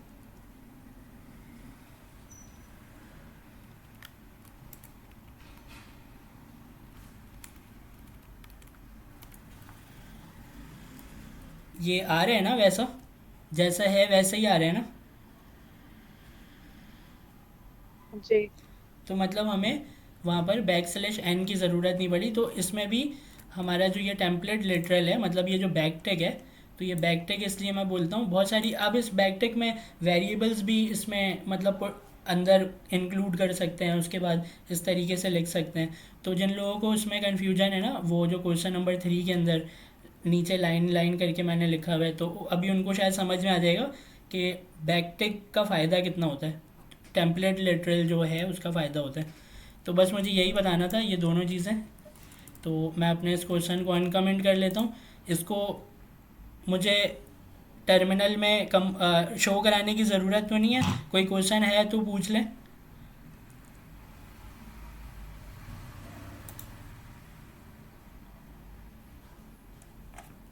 सर ये तो आज पता लगा, वरना मैं तो समझती थी बैकटिक में सिर्फ हम वेरिएबल स्टोर करने के लिए, मतलब वेरिएबल लिखना हो सिर्फ जब यूज करते हैं। बस आप इससे याद रखें कि लिटरल उन्होंने बोला है ना, तो उसके मतलब यही है, लिटरली मतलब उर्दू में मतलब यही है कि जैसा है वैसे ही। तो वैसे ही मतलब इंटर विंटर करके जैसे ही आपको चीज़ें लिखनी है तो आप उसको बड़े अच्छे से लिख, जैसे कि अब सिंपली आपको कुछ भी नहीं करना, बैकटिक लगाया आपने, एक इंटर कर दिया, तो आपको एक लाइन के बाद ही मिलेगी वो चीज़। अब वहाँ पर कोई बैक स्लैश एन लगाने की ज़रूरत है। अब मिसाल के तौर पे वंस को भी इंटर करना है तो वो भी नीचे आ जाएगी। इस तरीके से इसको भी नीचे वाली लाइन में लिखेंगे। उसके बाद फिर मैं चाहता हूँ कि ये ऊपर वाली लाइन में ना एक लाइन का गैप और आ जाए और यहाँ पर भी एक दो लाइनों का गैप और आ जाए। इसको मैं ऐसे करके कंपाइल कराऊंगा ना, तो इसका रिज़ल्ट भी वैसा ही आएगा, जैसा है वैसा ही आएगा।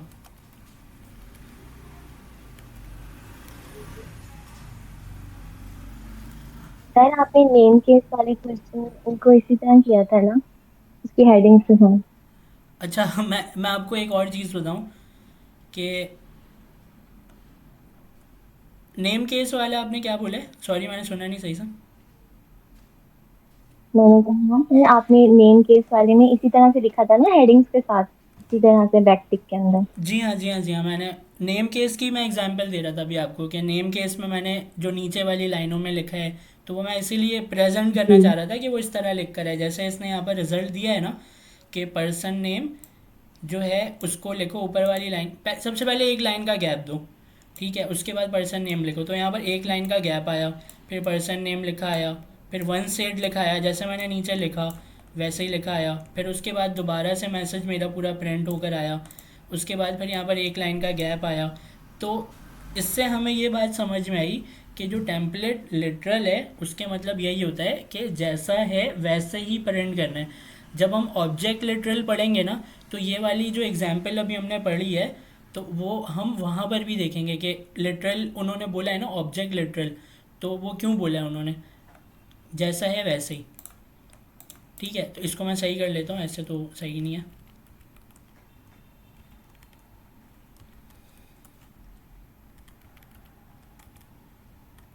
और तो कोई क्वेश्चन नहीं है ना इसमें, आगे चलूँ ना मैं?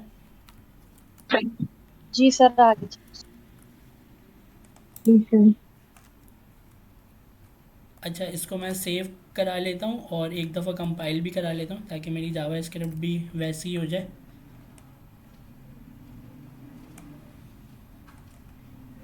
अच्छा, इसमें जो किसकी कन्फ्यूजन थी वो राउंड ब्रैकेट वाली, इसमें हमने दो तीन चीज़ें देख ली।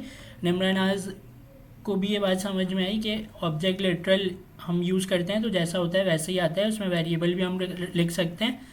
और यमुना थी आई थिंक, उनको ये बात समझ में आई कि हम जो स्ट्रिंग के बाहर ब्रैकेट लगाते हैं या नहीं लगाते हैं, तो ब्रैकेट से कोई फ़र्क नहीं पड़ता। तो ये दो कन्फ्यूजन आज मतलब हमने इसको समझ लिया, इन दो चीज़ों को। क्योंकि ना सबसे इम्पॉर्टेंट ये नहीं है कि हम क्वेश्चन कैसे सॉल्व करेंगे, दो तीन चीज़ें इंपॉर्टेंट हैं। एक तो हमें सीखना भी है कि नई नई चीज़ें क्या हैं, काम कैसे करती हैं चीज़ें। फिर हम डॉक्यूमेंटेशन पढ़ रहे हैं, क्योंकि ना मुझे पता है आप में से कोई भी डॉक्यूमेंटेशन नहीं पढ़ेगा। अगर यहाँ पर हम देख ले रहे हैं और मैं थोड़ी बहुत चीज़ें बता दे रहा हूँ, तो शायद आप लोग भी पढ़ें उस चीज़ को। और तीसरी चीज़ हम ये देख रहे हैं कि हमें बहुत सारी कन्फ्यूजन है चीज़ों में, तो वो वाली जो कन्फ्यूजन्स हैं उनको भी हमें मतलब वो भी हमें वो करना है। अच्छा, आई थिंक उनका यमुना का एक सवाल था कि बैकटिक के अंदर अगर हम डबल कोट या सिंगल कोट लगा दें तो वो आएगा प्रिंट होके या नहीं, आपने ये पूछा था ना? सर मेरा नहीं पूछना। अच्छा, आपका नहीं था, किसी और का क्वेश्चन था शायद, वो ये पूछ रही थी कि मतलब बैकटिक हमने लिखा लेकिन बैकटिक के अंदर अगर हम सिंगल या डबल कोट का यूज़ करें तो वो मतलब आएगा या नहीं आएगा। किसी का कोई क्वेश्चन था ना ऐसा? अच्छा चले, अगर नहीं भी था तो आप मुझे आंसर दे दें, आएगा कि नहीं आएगा।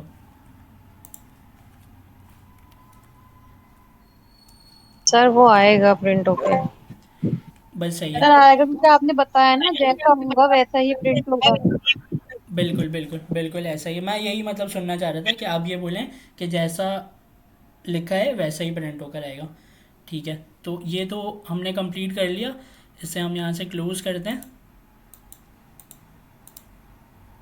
और टर्मिनल में चेक भी हमने कर लिया है, तो हमारा काम हो गया ख़त्म। क्वेश्चन नंबर 5 हमने बना लिया। अब हम क्या करेंगे, अब हम इसको गिटहब में पुश करेंगे। तो मुझे ये बताएं जल्दी से कि मैं क्या क्या करूँगा, मुझे सारे मेथड्स बताएं मैं क्या क्या करूँगा। कमांड्स मैंने dot git add dot space dot, उसके बाद comment, git which comment, commit dash m NSM, उसके बाद ये जो जो हमारा जो नाम होगा कमेंट वो का लिख क्वेश्चन होगा वो इंटर गेट पुश। और फिर गिट पुश कर दूंगे।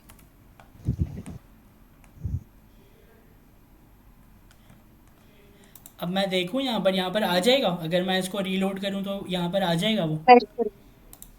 जी जी। जी आ जाए। ठीक है, क्वेश्चन नंबर 5 आ गया हमारे पास। तो अब हम क्या करेंगे, क्योंकि अब हमारे पास टाइम और कम हो चुका है, तो अब हम थोड़ी सी चीटिंग और कर लेते हैं। हम अपना पूरा क्वेश्चन ही उठा कर ले आते हैं, ठीक है, क्योंकि ये सॉल्व हुआ हुआ है। हम सिर्फ इसको स्टडी कर लेंगे कि इसके अंदर क्या लिखा है, क्योंकि अब आप लोगों को समझ में आ गई है ये चीज़ कि जब जब भी हम क्वेश्चन सॉल्व करेंगे तो हम एक न्यू फोल्डर बनाएंगे, फोल्डर का नाम रखेंगे जैसे कि क्वेश्चन नंबर 6, उसको हम VS कोड में ओपन करेंगे।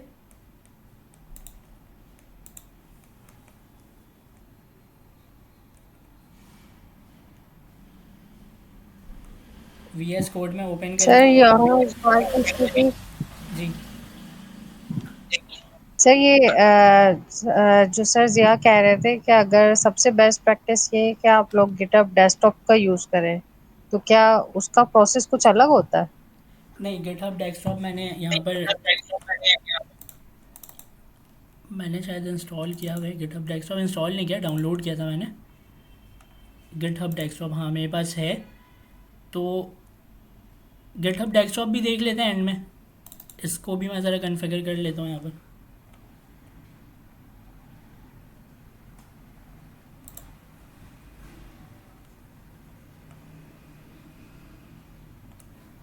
हमारे पास सिर्फ 15 मिनट है। कल की क्लास में देखें गिटहब डेस्कटॉप। जी सर ये कल बता दिए क्योंकि अभी क्लोन बता दीजिएगा, लेकिन सर ये सबके लाजमी जहन में बताइएगा बैठा है। क्योंकि सर कह रहे थे कि ये जो है ना, आप लोग अगर इस पे वर्किंग करना सीख लेते हैं ना तो आप काफ़ी सारी मुश्किलों से बच जाएंगे। बिल्कुल सही कह रहे हैं, वो बहुत इजी है ये। और हम इसको कल लाजमी देखेंगे, क्योंकि अभी ना ये इंस्टॉल होगा, फिर मुझे इसमें अकाउंट सेटअप करना पड़ेगा। तो अभी हमारे पास 15 मिनट है, तो ये कल लाजमी हम देखेंगे। सबसे पहले यही देखेंगे, ठीक है। Question number 3, sorry question number 6, इसके अंदर अभी मैंने थोड़ी सी चीटिंग की है। चीटिंग मैंने क्या की है कि मैं वहाँ से सब उठाकर यहाँ ले आया हूँ, ठीक है। आप लोगों को ऐसा नहीं करना है। आप लोगों को क्या करना है, अपने VS कोड के अंदर सब ताकि हमारी प्रैक्टिस हो जाए। जी जी जी बिल्कुल। तो हम अपने टाइप स्क्रिप्ट में, हम अपने टाइप माइक ऑफ करें। हम अपने टाइप स्क्रिप्ट में यहाँ पर देखते हैं, तो ये वाला जो क्वेश्चन है वो मैं पढ़ कर देखता हूँ। यहाँ पर क्वेश्चन नंबर 6 है, उन्होंने क्या कहा है। क्वेश्चन नंबर 6 में वो कहते हैं कि stripping name store a person name and include some white spaces, ठीक है। तो ये वाइट स्पेस वाला है। वाइट स्पेस क्या होता है अब हम देखते हैं। ये कह रहे हैं कि भाई एक पर्सन का नाम है और उस पर्सन के नाम के आगे और पीछे जो है वो वाइट स्पेसेस लगे हुए हैं। मिसाल के तौर पे अगर मैं यहाँ पर आऊँ और यहाँ पर आने के बाद मैं चला जाऊँ npm लॉगिन में, ठीक है। तो npm लॉगिन में उन्होंने वैलिडेशन लगाई हुई है। यहाँ से मुझे साइन आउट करना पड़ेगा। अब मैं साइन अप कर लेता हूँ। ये साइन अप हम क्यों करते हैं, नया अकाउंट बनाने के लिए। तो यहाँ पर इन्होंने क्या बोला है कि आप यहाँ पर अपना यूज़र नेम लिखें। तो ये वही वाला क्वेश्चन है। मैं आपको एग्जांपल दे रहा हूँ, एक रियल वर्ल्ड एग्जांपल दे रहा हूँ कि स्ट्रिपिंग नेम जो है ना वो क्या चक्कर है। यहाँ पर देखें, एक यूज़र है, उस यूज़र को इन्होंने बोला कि यूज़र नेम लिखो, और उसने क्या किया, उसने यहाँ पर गलती से स्पेस दबा दिया। स्पेस तो लिखा ही लिखा, साथ में उसने क्या कर दिया, 3-4 दफ़ा स्पेस, क्योंकि यहाँ पर आप टैब दबाएंगे ना तो टैब के ऊपर भी वो होता है कि वो नीचे वाले आपको बॉक्स में ले जाएगा। लेकिन हम ये कंसिडर करते हैं कि टैब जब आप प्रेस करते हैं तो 4 स्पेसेस ऐड हो जाते हैं, ठीक है। उसने वाइट स्पेसेस दे दिए इतने सारे। यही वाइट स्पेस हमने यहाँ पर भी दिया हुआ है कि बहुत सारे वाइट स्पेसेस दे दिए। फिर न्यू लाइन है, न्यू लाइन के बाद फिर ये टैब वाला जो कोड है वो है \t। उसके बाद फिर यहाँ पर नाम लिखा हुआ है शाहिद अफरीदी। तो मिसाल के तौर पे अब ये यूज़र नेम है, तो इस यूज़र नेम के यहाँ पर आकर मैं लिखूँगा अपना नाम, ठीक है। तो अब वाइट स्पेसेस ऐड हो गई हैं, और ऐड होने के बाद मैं इसके बाद भी वाइट स्पेसेस दे देता हूँ, ठीक है। तो ये अब मैंने क्या कर दिया, ये मैंने गलत काम कर दिया, वाइट स्पेसेस भी दे दिए, उसके बाद ये भी दे दिया। और अगर मेरी मतलब वेबसाइट इस तरह बनी हुई है कि वो वाइट स्पेसेस को एक्सेप्ट कर लेगी, तो फिर तो कन्फ्यूजन बाद में मुझे होगी ना, कन्फ्यूजन। ये सारे स्पेसेस वगैरह ये सब मेरे नाम का हिस्सा बन जाएंगे कि 5 दफ़ा स्पेस पहले लगाओ, फिर ताहा लिखो, फिर स्पेस दे के अहमद लिखो, फिर 5-6 दफ़ा स्पेसेस लगाओ, जितने लगे हुए हैं वैसे ही लगाओ। लिटरल वाला यहाँ पर वो आ गया कि जैसा है वैसे ही आपको नाम लिखना पड़ेगा। तो अब क्या है कि ये जो एक्स्ट्रा स्पेसेस हैं, इसको रिमूव करने के लिए हमने क्या चीज़ सीखी है, हमने यहाँ पर इस वाले क्वेश्चन में ये सीखा है कि वाइट स्पेसेस को रिमूव करते कैसे हैं। तो वाइट स्पेस को रिमूव करने के लिए हमने एक मेथड का इस्तेमाल किया, उसको हम कहते हैं ट्रिम। तो ये जो ट्रिम वाला मेथड है, इसको हम क्या करेंगे, अपने एमडीएन में जाकर पढ़ेंगे कि ये ट्रिम करता है क्या है, क्योंकि आपको और मुझे दोनों को ये सीखना है कि मेथड जो है वो काम किस तरह करते हैं। तो हम हेल्प लेंगे किसकी, एमडीएन को की। तो ये एमडीएन ये कहता है कि जब आप ट्रिम को यूज़ करते हैं, सबसे पहले तो ये स्ट्रिंग का मेथड है, और ये क्या करता है, values remove white spaces from both ends of this string. इतनी लाइन अभी मैंने पढ़ी तो मुझे ये बात समझ में आई, ये बात कि जब भी मैं अपने नाम को लिखूंगा, जैसे मैंने यहाँ पर क्या लिखा है, शाहिद आफरीदी, इसके बीच में स्पेस दिया है मैंने, ठीक है। तो वाइट स्पेस की जो डेफिनेशन है वो ये कह रही है कि जो बीच में नाम के स्पेस है ना, उसकी बात नहीं कर रहा मैं।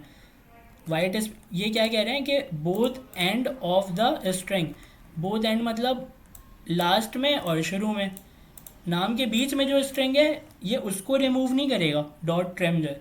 ये उसके बाद में जो एक्स्ट्रा स्पेसेस आ गई हैं ना, जैसे हमने लॉगिन में देखा, यहाँ पर 5-6 दफ़ा लगा दिया, यहाँ पर 5-6 दफ़ा लगा दिया, लेकिन एक तो रिक्वायर्ड भी थी ना मुझे, एक तो मुझे सही में चाहिए भी थी, वो कहाँ पर, अपने नाम के बाद चाहिए थी, ताहा और अहमद। तो डॉट ट्रिम क्या करता है, वो आगे पीछे वाली तो रिमूव कर देता है, लेकिन ये जो बीच वाली है उसको रिमूव नहीं करता, ये डेफिनेशन में ये कह रहे हैं। अच्छा, उसके बाद क्या कह रहे हैं, and returns a new string. तो जब भी रिटर्न का वर्ड आएगा, तो हमने क्या सीखा था अपनी पिछली क्लास में कि हम उसको एक वेरिएबल में कैच करेंगे, ऐसा ही है। आप लोगों को मेरी आवाज़ आ रही है ना? जी जी। आप लोग इतने खामोश क्यों हैं, आप लोगों को समझ नहीं आ रहा है क्या? नहीं, सर जी सर थोड़ा आ सा रही है। कंफ्यूजन हो रहा है। हाँ पूछें ना, पूछें क्या कन्फ्यूजन है।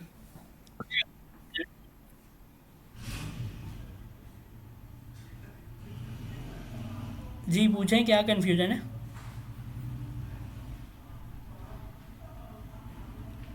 हेलो।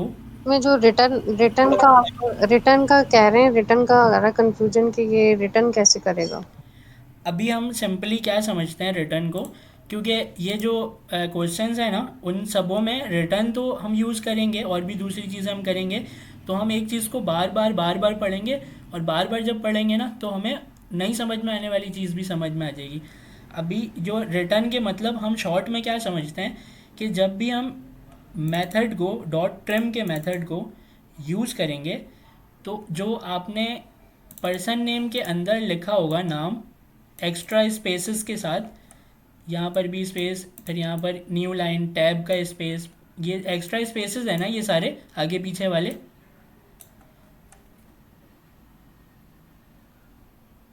हेलो।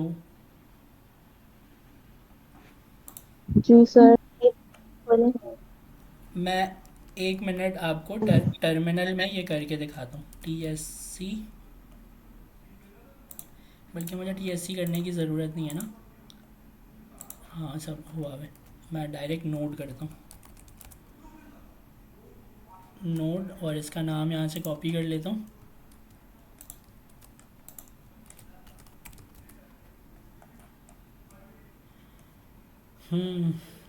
यहाँ पर क्या मिस्टेक है, कोई बताएगा? समझदार लोग बताएं, आप लोग क्या सर मिस्टेक। आपने फाइल में नहीं चेंजिंग मेरे की। मोबाइल में बहुत छोटा छोटा नजर सर आता आपने है। कमांड प्रॉम्प्ट ओपन नहीं किया। हाँ ये वाली नहीं बात। सर, वो package block Jackson command prompt open नहीं किया आपने। कमांड प्रॉम्प्ट तो ओपन है मेरा, ये रहा ना, ये यहाँ पर ये कमांड प्रॉम्प्ट। अच्छा आप इसकी बात कर रही हैं, ये कमांड प्रॉम्प्ट,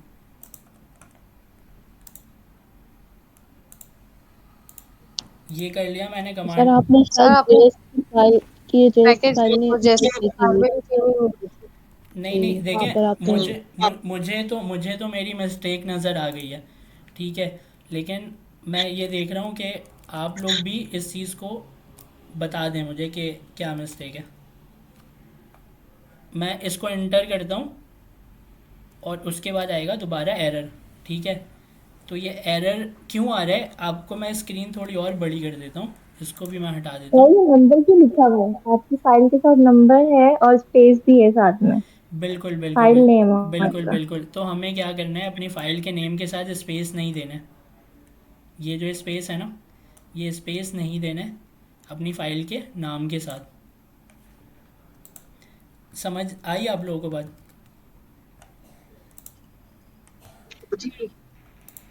यहाँ से मैं नाम मॉडिफाई कर ले रहा हूँ, यहाँ से मैं अंडर स्कोर लगा ले रहा हूँ, ऊपर जावा स्क्रिप्ट को भी चेंज कर देते हैं।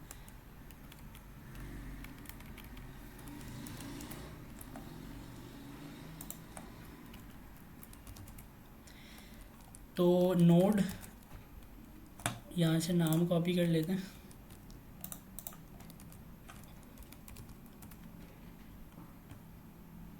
तो मैं आपसे ये बता रहा था रिटर्न का कॉन्सेप्ट, कि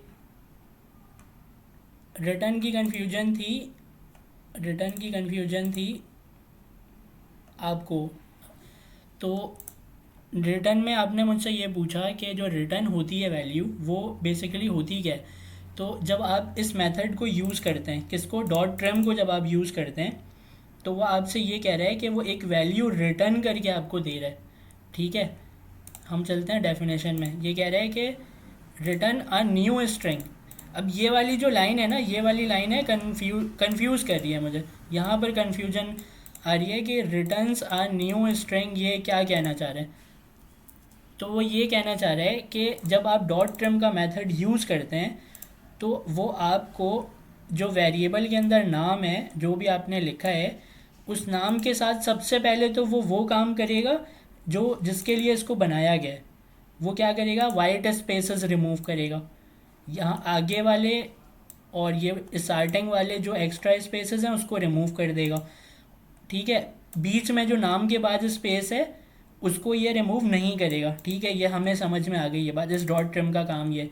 लेकिन वो ये कह रहे हैं कि रिटर्न अ न्यू स्ट्रिंग, मतलब जब भी आप इसको यूज़ करेंगे ना अपने वेरिएबल के नाम के साथ, तो उस वेरिएबल की जो वैल्यू है ना, उस वेरिएबल की वैल्यू क्या है, ये वाली वैल्यू है। कौन सी वाली, जिसमें एक्स्ट्रा स्पेसेस लगे हुए हैं। तो वो कह रहा है कि जब डॉट ट्रिम यूज़ करेंगे हम, तो वो एक नई स्ट्रिंग आपको रिटर्न करके देगा, और वो वाली जो स्ट्रिंग होगी, जो आपको नई वैल्यू मिलेगी, वो वैल्यू आपकी पुराने इस वेरिएबल की वैल्यू में चेंज नहीं करेगा, वो एक नई स्ट्रिंग आपको रिटर्न करके देगा। पुरानी वाली वैल्यू तो वैसी ही रहेगी जैसी है, नई वाली वैल्यू जो रिटर्न हो रही है आपको, वो आपने कैच कर लिया एक वेरिएबल के अंदर, क्योंकि हमने क्या पढ़ा था कि जब भी वैल्यू रिटर्न होगी तो उसको हम एक वेरिएबल में कैच कर लेते हैं। तो हमने वाइट स्पेस का एक वेरिएबल बनाया, उसके अंदर अपनी जो नई स्ट्रिंग की वैल्यू रिटर्न हो रही थी उसको हमने कैच कर लिया, किसमें, वाइट स्पेस के वेरिएबल में। तो अब मेरे जहन में दो बातें आ गई यहाँ पर। अभी मैंने वो नहीं किया, अभी मैंने आगे का प्रोसेस नहीं किया, अभी मैंने सिर्फ समझा, सही समझा गलत समझा वो बात की बात है। समझ में मुझे पता है क्या आई बात, समझ में मुझे ये आई कि ये बोल रहा है कि एक नई वैल्यू रिटर्न करेगा, और उसको मैंने कैच कर लिया वाइट स्पेस के अंदर। तो क्या ये बोल रहा है कि ये मेरे इस नाम को आगे और पीछे की जो वाइट स्पेसेस हैं उसको रिमूव करके मुझे दे देगा, और उसको मैंने सेव कर लिया अपने इस वेरिएबल में, और उस वेरिएबल को मैंने नीचे console डॉट लॉग करा लिया है। तो ये जो console डॉट लॉग मैंने कराया है, ये मेरी एक्चुअल ये वाली वैल्यू नहीं है, ये जो ऊपर है, ये एक्चुअल ये वाली वैल्यू नहीं है, ये जो ऊपर है, ये क्या है, ये दूसरी वैल्यू है। रिटर्न अ न्यू स्ट्रिंग मतलब एक नई स्ट्रिंग की वैल्यू रिटर्न करके मुझे इस डॉट ट्रिम ने दिया है, उसको मैंने वेरिएबल के अंदर कैच करके प्रिंट करा लिया। मतलब अब मेरे पास दो वैल्यूज़ हो गई।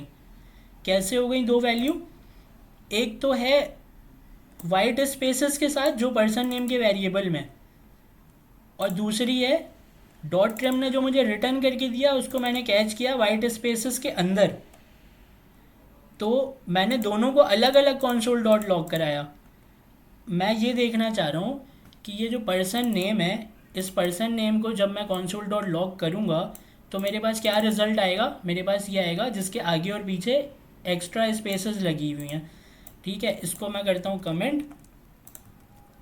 2-3 तरीके से देखेंगे ना हम इसे, हम ज़रा सही से देखें। तो अभी यहाँ पर रिज़ल्ट क्या आएगा, कोई बताएगा यहाँ पर रिज़ल्ट क्या आएगा?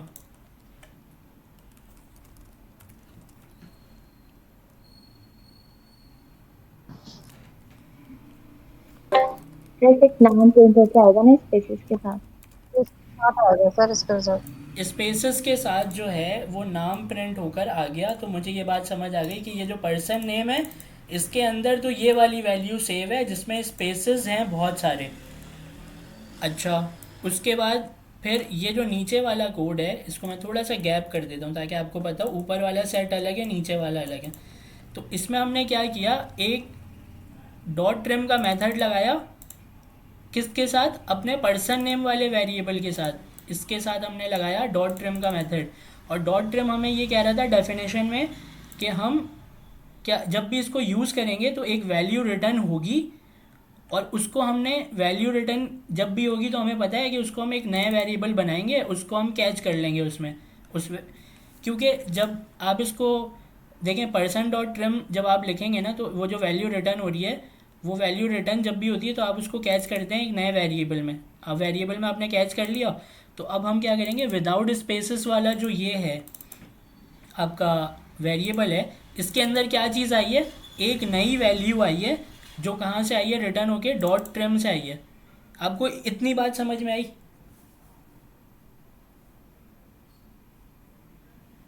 जी सर, मुझे समझ आ गया है कि ये एक नई वैल्यू रिटर्न करेगा जो विदाउट स्पेसेस होगा, वो एक नया वेरिएबल होगा।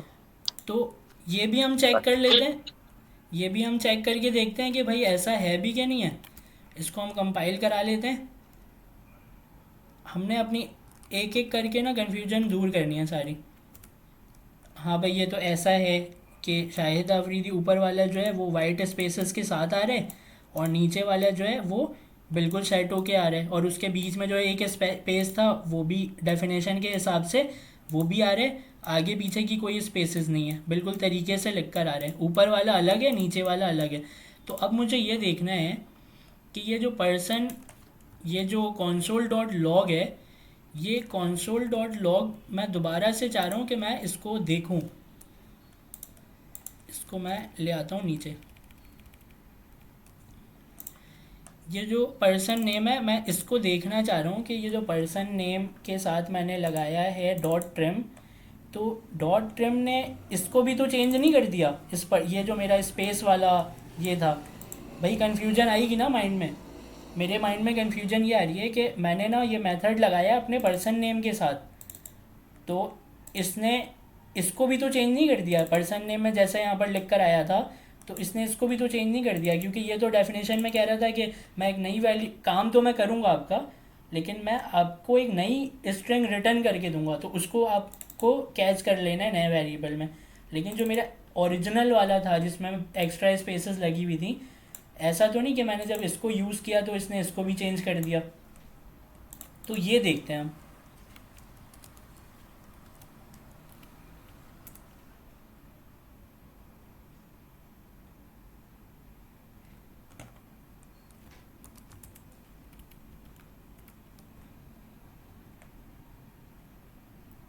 नहीं समझ में आई?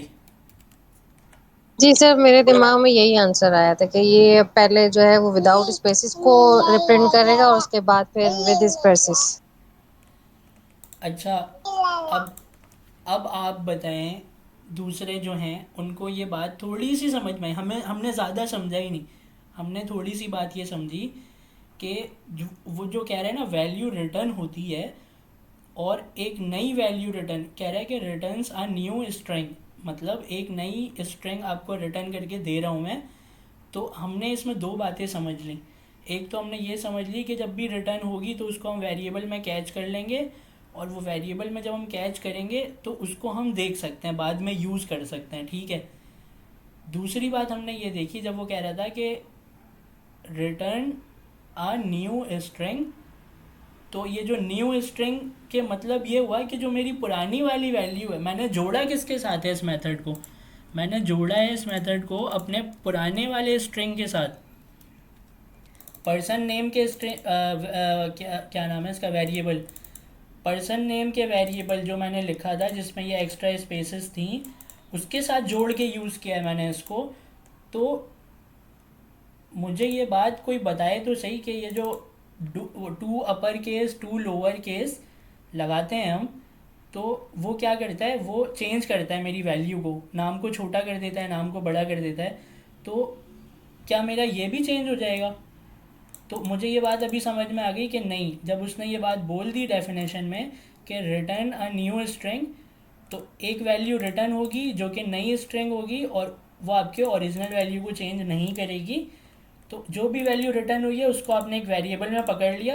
अब आपके पास आ गई दो वैल्यूज़, कौन कौन सी आ गई? ओरिजिनल जो है जैसा है वो वैसा ही है पर्सन नेम के वेरिएबल में, और जो रिटर्न कराया आपने वो वाइट स्पेस वाले वेरिएबल में आपने रख लिया। मतलब मैं नहीं समझा, मतलब अभी भी नहीं समझा मैं। मतलब आप ये कहना चाह रहे हैं कि वाइट स्पेस का जो ये वेरिएबल है, अगर मैं इसके साथ लगा दूं टू स्ट्रिंग का मेथड, टू लोअर केस, तो आप ये कहना चाह रहे हैं कि जो ये टू लोअर केस है, ये जो वैल्यू मुझे रिटर्न होके मिली है वाइट स्पेसेस के अंदर, ये सिर्फ उसको छोटा करेगा और जो ओरिजिनल में शाहिद अफरीदी लिखा है उसको ये छोटा नहीं करेगा। ये जो एस कैपिटल है, ए कैपिटल है, इसको नहीं करेगा ये कुछ भी।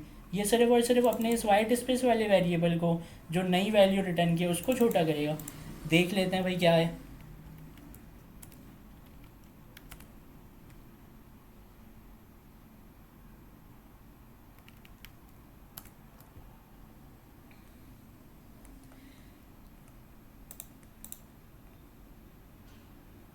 चलें इसको ना टू पर लोअर, फंक्शन है ना, फंक्शन आपने तो हर हाँ ब्रैकेट में लगाना हाँ बिल्कुल बिल्कुल, आपने बिल्कुल सही बोला।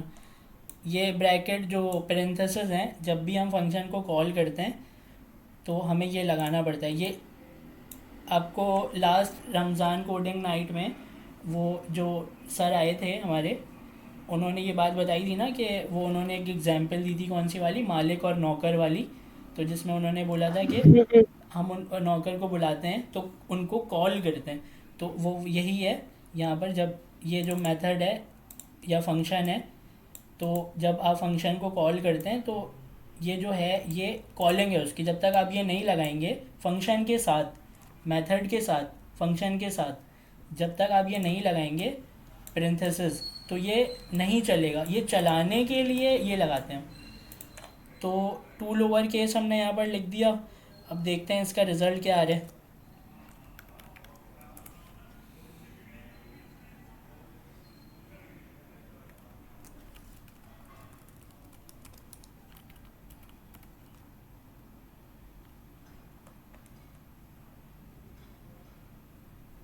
आपको समझ में आ रही है या मैं एक console डॉट लॉग जो है वो हटा दूँ, वहाँ से हटा देता हूँ, कन्फ्यूजन नहीं होनी चाहिए। ये जो मेरा ओरिजिनल था ना console dot log person name, इसको मैं सबसे पहले तो ले जाता हूँ ऊपर क्योंकि ये इसके सेट में था ना।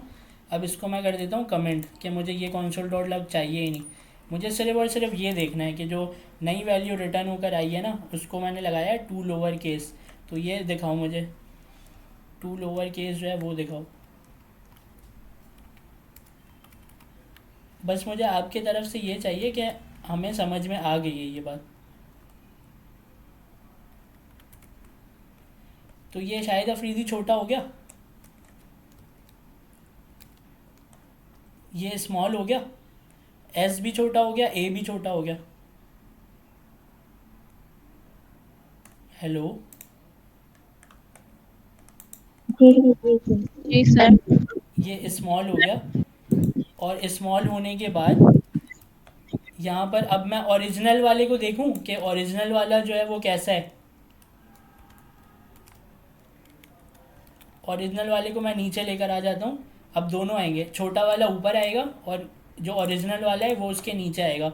और हमें पता सिर्फ हमें ये पता चलेगा क्योंकि इसमें एक्स्ट्रा स्पेसेस हैं, तो उससे हम पहचान लेंगे कि ये ओरिजिनल वाले है और उसका एस कैपिटल है और ए कैपिटल है या नहीं है। हमें सिर्फ ये देखना है कि इस डॉट ट्रिम के मेथड ने मेरे ओरिजिनल वाले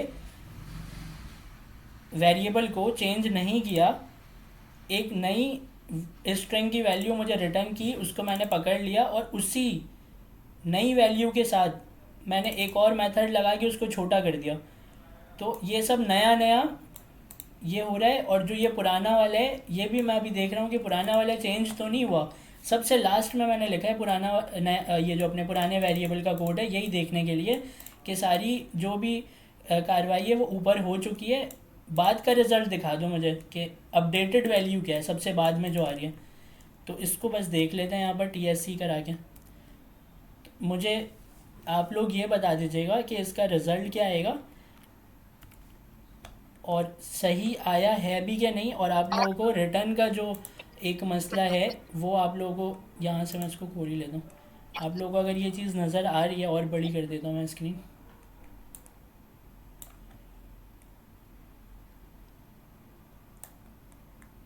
नहीं नहीं समझ में आई, अभी भी बात समझ में नहीं आई। नहीं सर, आ गई है। जी सर। और भाई सारे बताएं। सर समझ आ गया आ गया। आप बताएं यमुना, आप बताएं। जी सर, समझ आ गई। अच्छा अब मुझे सर मेरा क्वेश्चन था कल के लिए, ठीक है? क्या सर मैं बोलूँ? जी जी आप बोलें बोलें बोलें। ये कह रही थी एक टर्म यूज होती है इम्यूटेबल और म्यूटेबल, यानी हमारी स्ट्रिंग्स जो है वो इम्यूटेबल होती हैं, तो कल आप उसको एक्सप्लेन करेंगे? जी जी कल हम उसको एक्सप्लेन कर देंगे बिल्कुल। और चलो एक कल के लिए टॉपिक आ गया हमारे पास, तो हम ये लिखना सर, और एरे जो है वो हमारे म्यूटेबल होते हैं, तो मतलब इसको एक्सप्लेन कीजिएगा कल। बिल्कुल बिल्कुल करेंगे। बल्कि मैं ये चाह रहा था कि ये टॉपिक जो है ना हम अपने एरे वाले उसमें कर लेते। तो आज तो हमारे टारगेट के हिसाब से क्वेश्चंस तो कंप्लीट नहीं हुए। आज हमने क्या किया, क्वेश्चन नंबर 6 तक पहुँचे हम, और उसमें हमने कुछ चीज़ें सीख भी ली। नहीं, क्वेश्चन तो पहले हमने सॉल्व कर लिया लेकिन उसमें डिटेल के अंदर हम आज गए, थोड़ी थोड़ी चीज़ें हमने नई सीख ली कुछ कुछ। अब क्या है कि इसको तो क्लास को यहाँ तक रख लेते हैं हम। और मुझे बस ये बता दें कि रिटर्न आपको समझ में आया, डेफिनेशन हमें समझ में आनी चाहिए थी असल में। तो डेफिनेशन हमें समझ में आई कि वाइट स्पेसेस रिमूव करता है, न्यू स्ट्रिंग रिटर्न करता है। रिटर्न भी हमें समझ में आया कि रिटर्न क्या चीज़ होती है, एक नई वैल्यू आती है, उस नई वैल्यू को हम वेरिएबल में रखते हैं और उसके साथ हम कुछ भी करें तो हमारी ओरिजिनल वैल्यू चेंज नहीं होती। बस मुझे इस चीज़ का रिस्पॉन्स दे दें कि आप लोगों को ये सारी बातें आज के क्लास में समझ में आ गई।